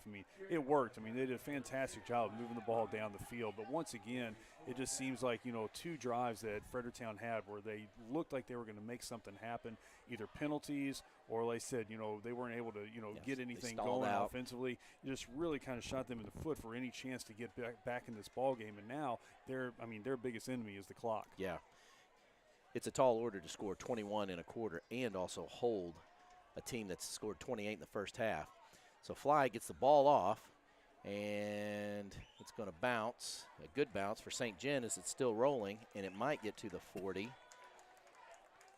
and the 39. Excellent punt by Fly right there to be able to get that thing off. Near his own end zone, and then now put, Fredericktown over on the other side of the field. Fantastic job by Devin. Yes, it was. So that's going to then start the 4th quarter with 10:56 left to play. It's 1st and 10 for for Fredericktown on the 39-yard line. Scores 28-6, and you definitely, if you're Fredericktown, have a sense of urgency here with every possession. It's important. Yeah, and really, Fredericktown has to just go back to what they've been doing. Yeah. I know you need to take a few opportunities, here and there to try to push the envelope a little bit. But, coming out after halftime, they had a great game plan, just weren't able to, really punch it in whenever they needed to. And that's exactly what they need to do right here. Well, they go into an empty backfield, another pass, and it's caught by number 7. He breaks free. He gets to the outside. Looks like a horse collar. Maybe didn't grab him enough. It looked like he might get it and everything. That's not what the Dragons need, to be able to put, Fredericktown in better field position, without running any time off the clock. No kidding.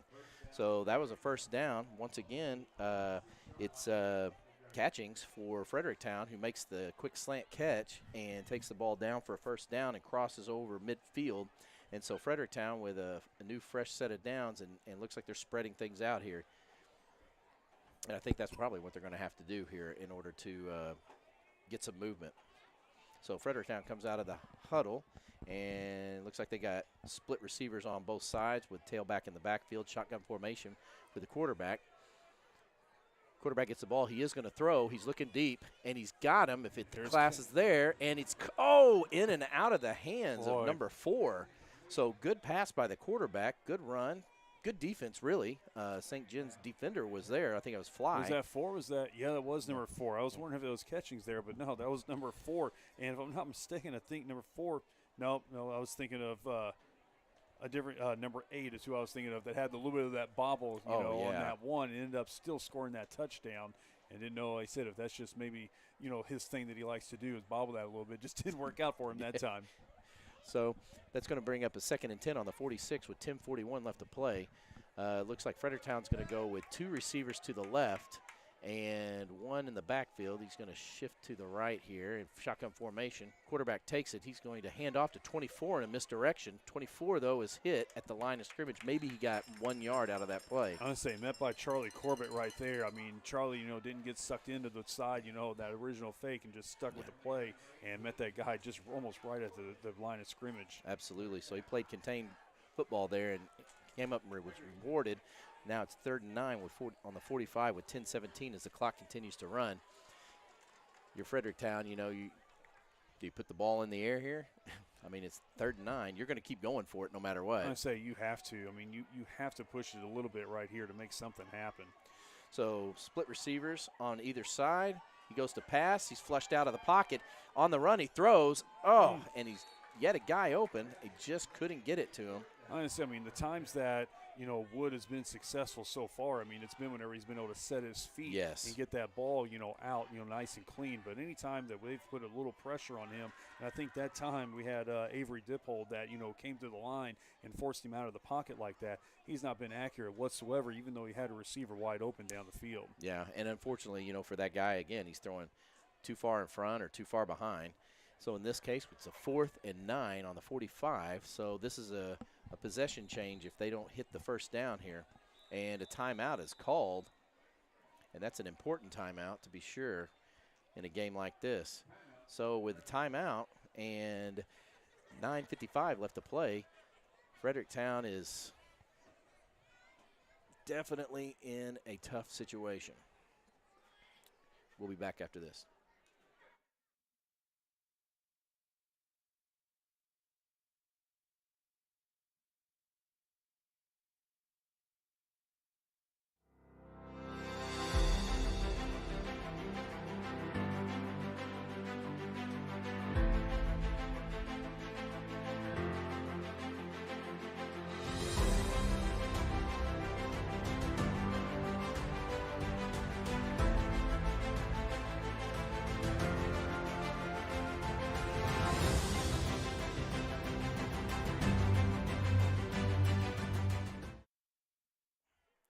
All right, back after the timeout, and the Blackcats had a chance to talk it over. They've got split receivers, trips to the right, 1 to the left, empty backfield. Quarterback flushed out of the pocket here. He rolls to the right. He throws and connects with number 4. If he gets his feet in bounds, that's going to be a first down.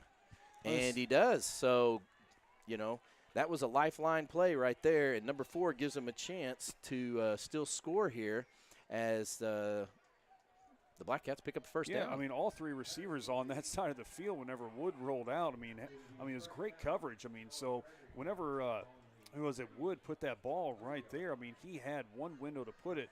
And Taylor Pinkley can't be ashamed whatsoever. That coverage right there is excellent coverage. So 1st and 10 on the 33. He's got split receivers on either side. He goes back to throw. Again, he throws to number 7. It's tipped. Throws it a little bit too high. It was a slant play, and it would have worked, I think, again. As he was wide open on that, it was just a tough pass and tipped by number 7, which was kind of dangerous if somebody had been paying attention. It could have been intercepted. And catching is kind of patting his chest right there, kind of like, hey, that's my bad. I should have caught that. But, it's still a ball that was kind of, it was up, and it was going to be a hard catch no matter what. But, he gets that, just a little bit in front of him. He had a lot of room to run right there through the middle. Absolutely. So it's 2nd and 10 now on the 33. Clock had stopped at 9:45. We've got split receivers on either side, tailback in the backfield, shotgun formation, and a flag is thrown. Is this offsides?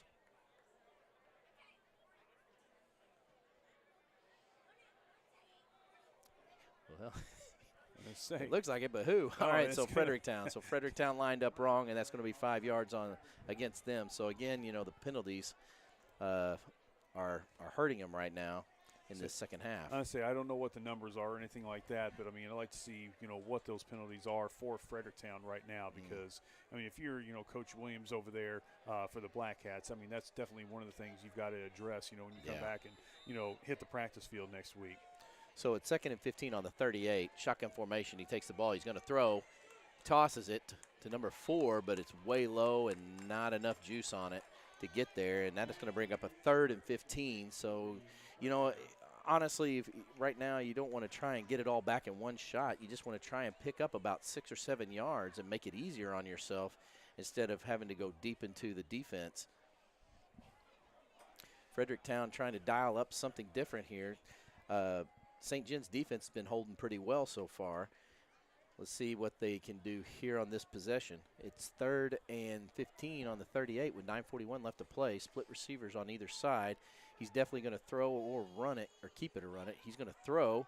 He sees his player. He goes deep. He's got him open, and he hits him. He catches it and dives in the end zone, and it is a touchdown. Heck of a play. And I think what the ref is saying is it was a catch. The ball was hit loose by the ground, which is not a fumble. It can't create a fumble. He said he had possession of it because he did catch it. He made 2 steps, dove, and fell. I'm going to say, that was a great catch. I mean, you could see, I mean, where they lined catchings up. I mean, they kind of ran him, you know, through the middle and then try to kind of like, you know, slide him out just a tad bit, you know, try to, you know, outrun those DBs out there. And, I mean, Wood put the ball out for him, and you got to put the ball, you know, in the hands of your playmakers, and he's your guy. And catching seems to be, at the last second, getting behind the DBs. So the field goal is good. And that's going to put 13 on the board, and they're within striking distance to possibly make a run to tie the game. So you got to give Fredericktown a little credit on that. And catchings, of course, making that catch and then falling into the end zone. You know, a couple disgruntled fans out there didn't think it was a catch, but hey. And I know the way that it looks and everything like that. And, you know, your hometown, I mean, you don't want that to end in a result like it did, you know, with the touchdown. Right. But, I mean, Catching did a nice job of laying out there and then being able to, like I said, take a couple steps, hold on to the ball while he made that catch. And then, you know, it's just his momentum takes him to the ground. And just so happened, he's in the end zone already. Touchdown. Yeah. So great job for Fredericktown in that drive. But, you know, I'm going to give a shout out to St. John, too, because that took a lot of time off the clock. If you're St. John here, you're going to probably run the ball a lot here and burn clock, because that's definitely not in the favor of their opponents right now. And they've had some success so far, and they might as well stick with it. So Fredericktown lines up. Surely they won't onside kick yet. I would think if they can stop them and score, then maybe they might. I'm thinking right now, I mean, they're going to kick it deep right here and hope that their defense can, you know, can hold the Dragons, and then they said hope that they can get a score, and then you got onside that. Or maybe a freak turnover, but they line up, and St. John puts Fly up there just in case they do squib kick it so he can get it. They go deep. This ball may go out of bounds, or it may just float into the end zone. Just float into the end zone right there. Touchback for the Dragons. So both teams switch out, and St. John takes over with 9 minutes and 34 seconds left. The score is 28-13. Fredericktown hanging on by a thread here. There's still enough time with 9:34 and 2 timeouts to make a push for Fredericktown to tie the game. St. John lines up with, looks like split receivers on either side, 2 tailbacks in the backfield. Looks like he's got Roth and. Let's see, was that Grind that was out there? I couldn't tell. I don't think it's Grind. I think it's Vogt again. No, it is Grind. And a pitch to Grind. Oh. Grind stops and stutter steps, gets hit in the backfield, and so that play went nowhere. Good control on the defense and containment. So St. John go backward on their first run play. You know, the big thing that Fredericktown has to do right here, too, is eliminate the big play. I mean, they cannot allow a big play to happen right now and give the Dragons any kind of momentum or anything like that. They got to come in here with this series and make a statement if they want to stand any chance of doing anything the rest of the way here. Absolutely. You know, and minus really, I mean, two big plays. You know, the first one with Luke Ferranto at the very beginning of the game and Owen Roth on that that touchdown. You know, really Fredericktown's done a nice job other than, like I said, I mean, just giving up 5 or 6 yards at a time. So now's the time they really got to buckle down. So handoff to Grind up the middle. He sees some daylight here and makes up some yards there. So you've got Vogt and Grind in the backfield at the moment with Ferranto with split receivers.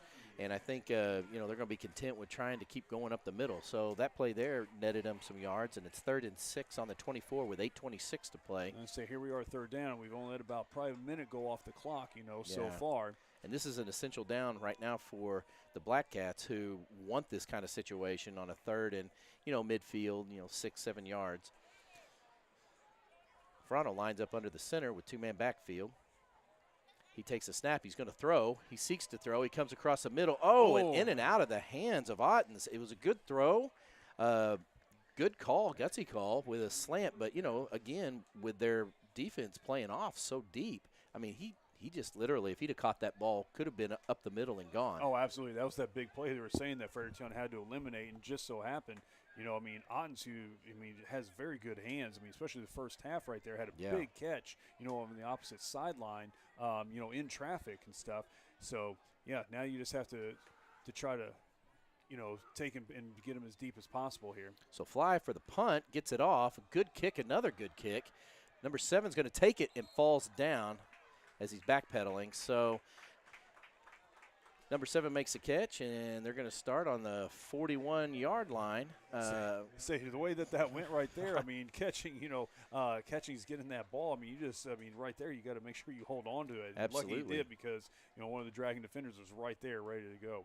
But he does save maybe another 10 or 15 yards in the roll. So, you know, a good play, I guess, for the Blackcats, even though they didn't get any positive yardage out of it. The defense comes on the field for St. John, and they've got to be feeling like, you know, hey, we need to put a stop to this right now. So out comes Blackcats offense, 1st and 10 on the 41 with 7:55 left to play, 28-13. Split receivers on both sides, and looks like they're opening up the offense.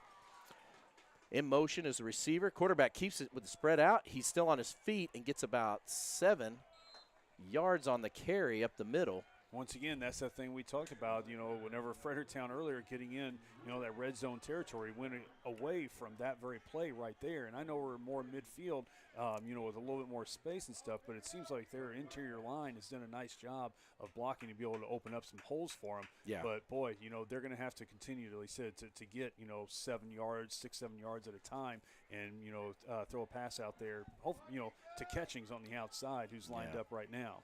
So they could be setting them up a few runs here and then go deep. But in motion is the receiver. Quick slant throw caught by number 7 Catchings one-on-one and tackled on the 40. Good defense, but great job by Catchings, who put his body in between him and the defender, makes the catch, moves the sticks, and once again, here comes Fredericktown. Say Fredericktown showing a little bit of life right here. They said getting that run game, you know, and now, like I said, trying to get a little pass, so mixing it up quite a bit more is something that we really didn't see a lot of the first half by them. Yeah, and in a sense of urgency, they come out of the huddle. Split receivers on either side, shotgun formation. Receiver in motion, handoff faked. Quarterback keeps it, not fooled this time, and hit back at the line of scrimmage, so the quarterback goes nowhere, and that's going to bring up a 2nd down. I'm going to say nice job right there with Jacob Warren and Madden Wolk to be able to stop, you know, plug up the middle and not let Wood get through there. Absolutely. So with Fredericktown getting a little momentum here, it's 2nd and 10 on the 38 with 6:25 left to play. They keep it on the ground and keep the clock moving, which is not their friend right now as they come out of the huddle with split receivers. Got to think that maybe they might toss here. St. John going man-to-man on the outside with 1 deep safety in the backfield. A little confusion by the linebackers, but they get it straightened out. Uh-oh, there's some movement there. And there's the snap. Fake handoff. He's going deep to 7. He's wide open if he's there. And the ball is caught, and it is a touchdown as a juke move The man-to-man defender, which I think was Bosler, fell down, leaving him wide open, and all the quarterback had to do was make sure that it was in the area, which he did, and all of a sudden, Catchings is having a heck of a second half. I'm going to say, whenever you saw that first move right there, I saw Catchings, make that move going to the inside and a slant, and then saw Wood get ready to throw that ball deep and just kind of wonder what happened. Then you look back, and it looked like maybe Bosler, just, slipped and fell, and, he put it, Wood put the ball up there for Catchings, and yeah, like we talked about, you got to get the ball in the hands of your playmakers, and right now he's your playmaker. Huge extra point attempt is blocked, and that is a big play for St. John. Huge play for the Dragons. So now it's 28-19, and it's a two-score game still for the Fredericktown Blackcats. So, yeah, I was kind of shocked they were doing that as opposed to going for a two-point conversion, but I get it. Either way, you got to go for one or the other. Well, and it's one of those things that we even talked about at the beginning of the game, and I'm not sure they said that because of our technical difficulties there, but we talked about, a game like Park Hills where a couple of extra missed points can really dictate, the outcome of the game. And, absolutely. If Fredericktown does score here, then you look back at some of those opportunities because that's 2 missed extra points that they've had so far this game, and that can make a huge difference in the end. So now St. John having a little confusion on who's on the field. They're definitely set up for an onside kick just in case. And I think Owen Roth is the lone man in the backfield in case he kicks this deep, which he might. There is 5 minutes and 55 seconds left on the clock as St. John sets up to receive. And the kick is off, and it's deep. It's going to bounce. It may go out of bounds. And it does. I say we got to make sure that goes out of bounds. Fredericktown was on that thing pretty quick. Yeah. So going into the fourth quarter right now, we've seen a resurgence of renewed hope by Fredericktown as it's 1st and 10 on the 35 with 5:55 left to play, 28-19. St. John in a 2-score lead right now. Well, if Fredericktown can do like they did the last series against St. John right there, and, really, only ran maybe 2.5 minutes off. I mean, you're still talking about, it's feasible if they're able to get good field position and do like what they did. But right now, the Dragons really have to just buckle down. Absolutely. They've got to be able to buckle down right here and get back to what they were doing at the very beginning of the game, and that's punching them right in the mouth, right through the middle of the field, and keep moving it. And you're right. They've got Owen Roth in there who's been doing it. So as they line up, it's going to be Ferranto and Roth in the backfield with a fully loaded line with one split receiver, which is Devin Fly. Ball is hot. Give it straight up to Roth again. Roth weaving and bobbing, gets the first down and gets it to midfield just like that. So in one play, Roth going back and forth gets about 15 yards on that run. I think he's wanting a little payback after that fumble he had. Oh, absolutely. And once again, rather than getting there to the outside and trying to, get something going, back to what we were doing, just hard-nosed, gridiron football, just putting it right through the middle right there and letting those guys, get that block in front of you, and somebody like Owens just running hard. So with 5:34 left to play, it's 1st and 10 on the 49. In the fourth quarter, Fly split to the left, fully loaded line with Heavy on the right. They shift over to the left. Looks like Roth's still in the backfield. Ball is snapped.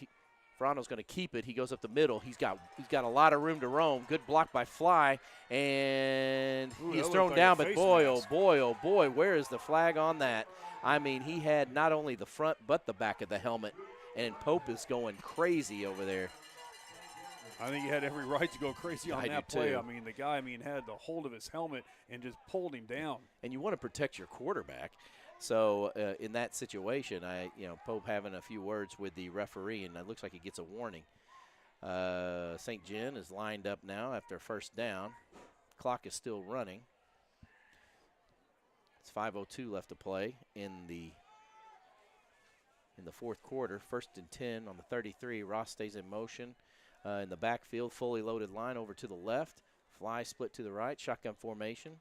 Ferranto takes the ball, hands it off to Roth. Roth breaks through, still moving, and finally is brought down. Gets about 5 yards on that carry. So looks like they're moving a little bit. Roth seems a little bit shook up on that. Yeah, coming up a little gingerly there. I don't know if an ankle or something like that, but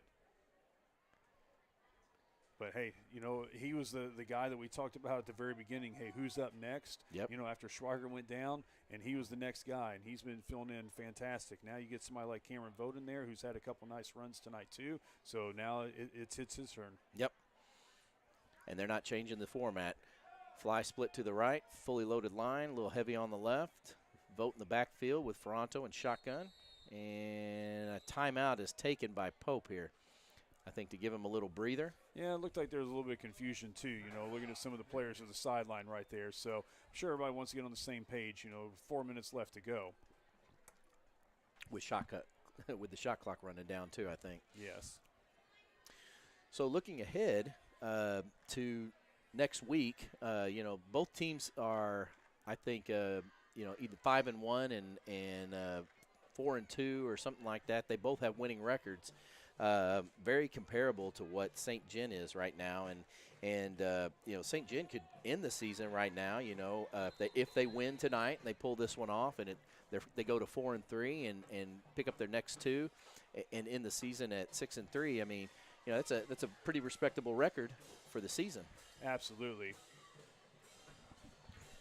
So St. John comes out, same format, loaded line, a little bit to the left.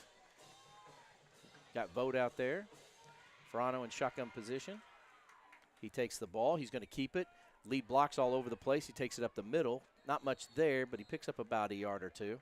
And that's going to bring up a third down and maybe 3 or 2. Content to let the clock run. They're going to take their time and probably let it. So you're going to let this thing run down as much as Absolutely. possible, down to 3 minutes here, and force, here before too long, Fredericktown to take their timeouts. Mm-hmm. So with 3:31 left to play, it's 3rd and 3 on the 26. The line shifts straight over to the left. Ferranto takes the snap. Fake handoff. He keeps it again. He goes to the right if he can get to the inside, and he gets a little bit. I think that's enough to maybe pick up the first down. That may be the first down right there that we needed. And it is. So Ferranto holding the ball, fakes left, goes right, hits the middle, and picks up the first.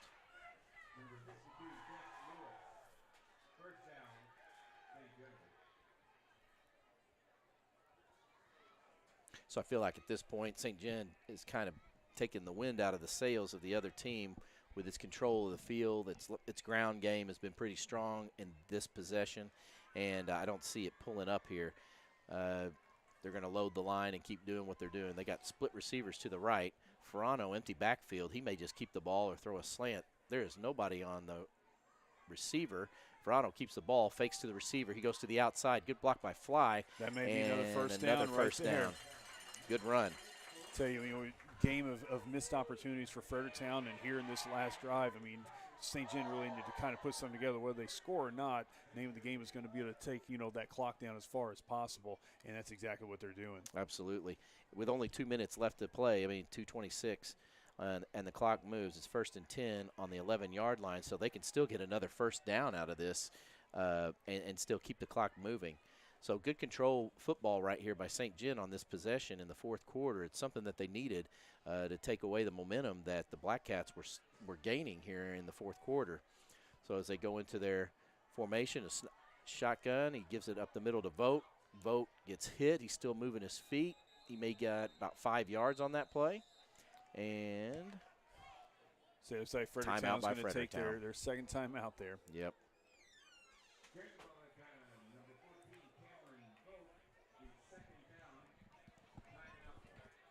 So you got 6 yards on that carry, so it's 2nd and 4 with 1:54 left, 28-19. Score's a little closer than probably what it should be for St. John.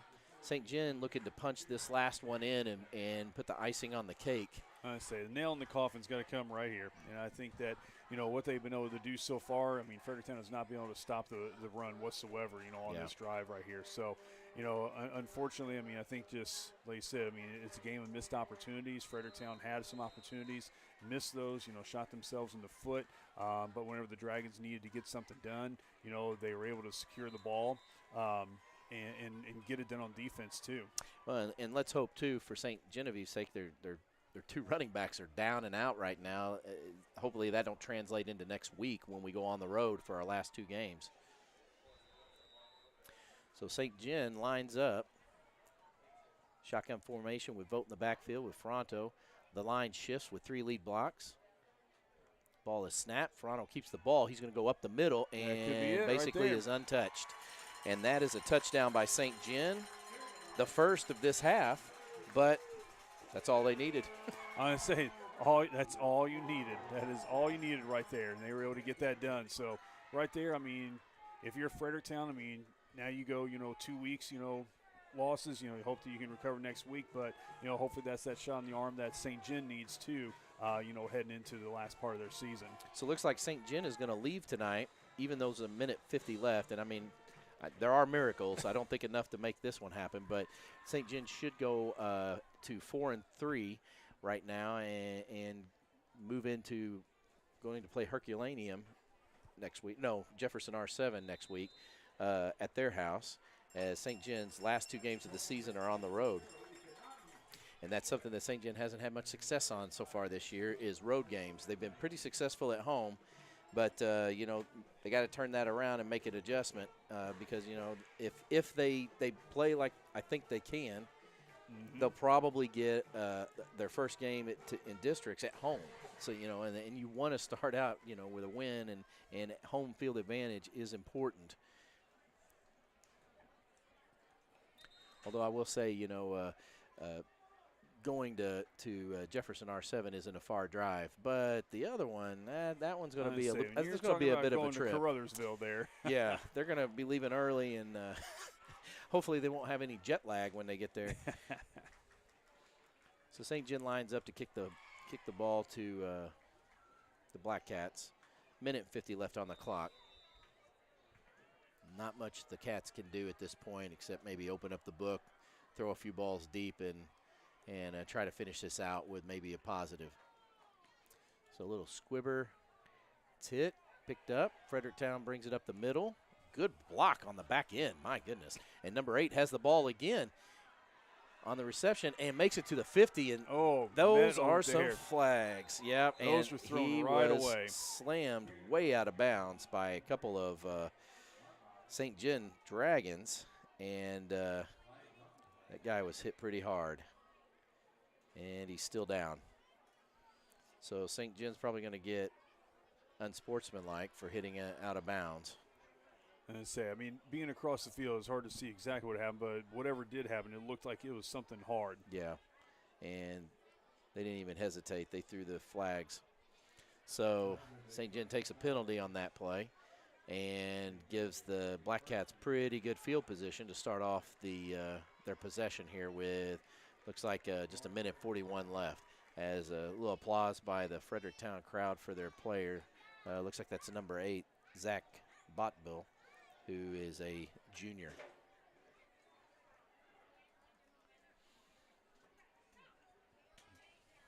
Now with a game like it is, last week whenever Fredericktown had their homecoming and, things didn't look all that great for them late in the game, there were a couple of unsportsmanlike penalties and maybe some extracurricular activity going on. Right. And whenever it doesn't necessarily look, in their favor right now, you just hope that, there's nothing that's a retaliatory thing, with this next possession. By some of the frustrated players, right. Yes. So split formation on both sides. Quarterback takes the ball. He's going to throw.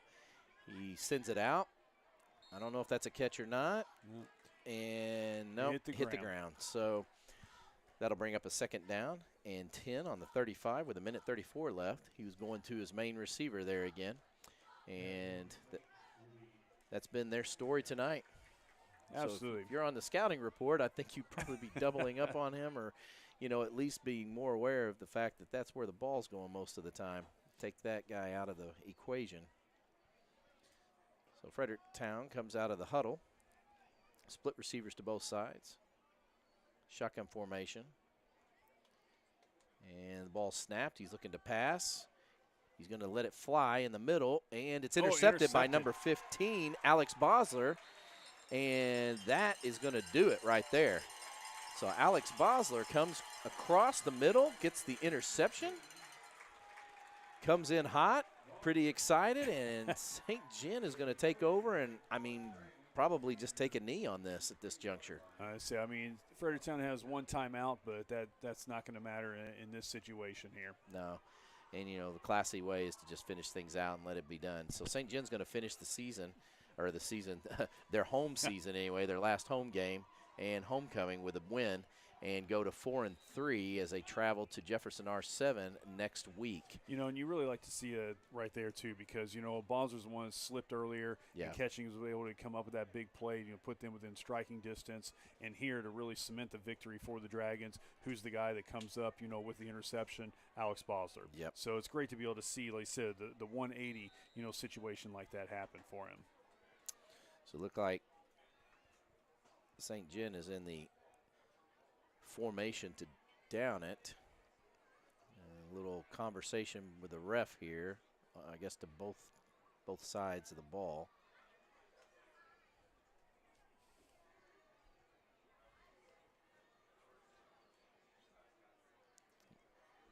Not sure what this conversation's about, with, not either. like I said, a minute left to play or anything.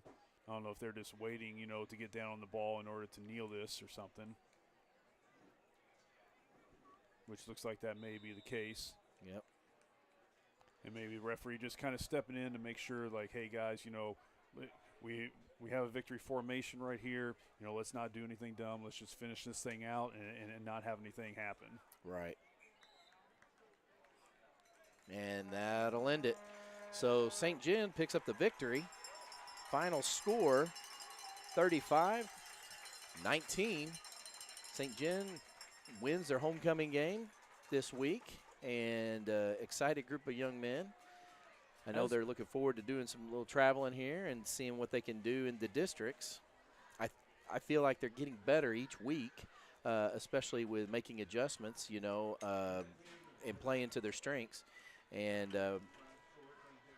can't ask for a better finish. Oh, absolutely. And really, I mean, you talked about at the beginning of the game. I mean, two teams that are pretty evenly matched. And, even though you saw the score in the first half, 28-6, you might tell yourself, okay, well, it's not exactly two evenly matched teams. But then all of a sudden, Fredericktown comes out, in the second half, has a little bit of a different game plan.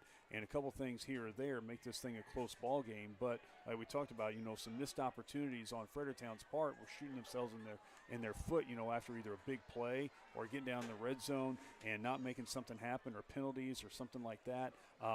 Really, I mean, could have made this game even closer than what it was. Yeah. Well, I appreciate you coming in and assisting me today. And we'll sign off, and our next live broadcast will probably be, basketball season. Absolutely. Appreciate you having me. All right. Take care.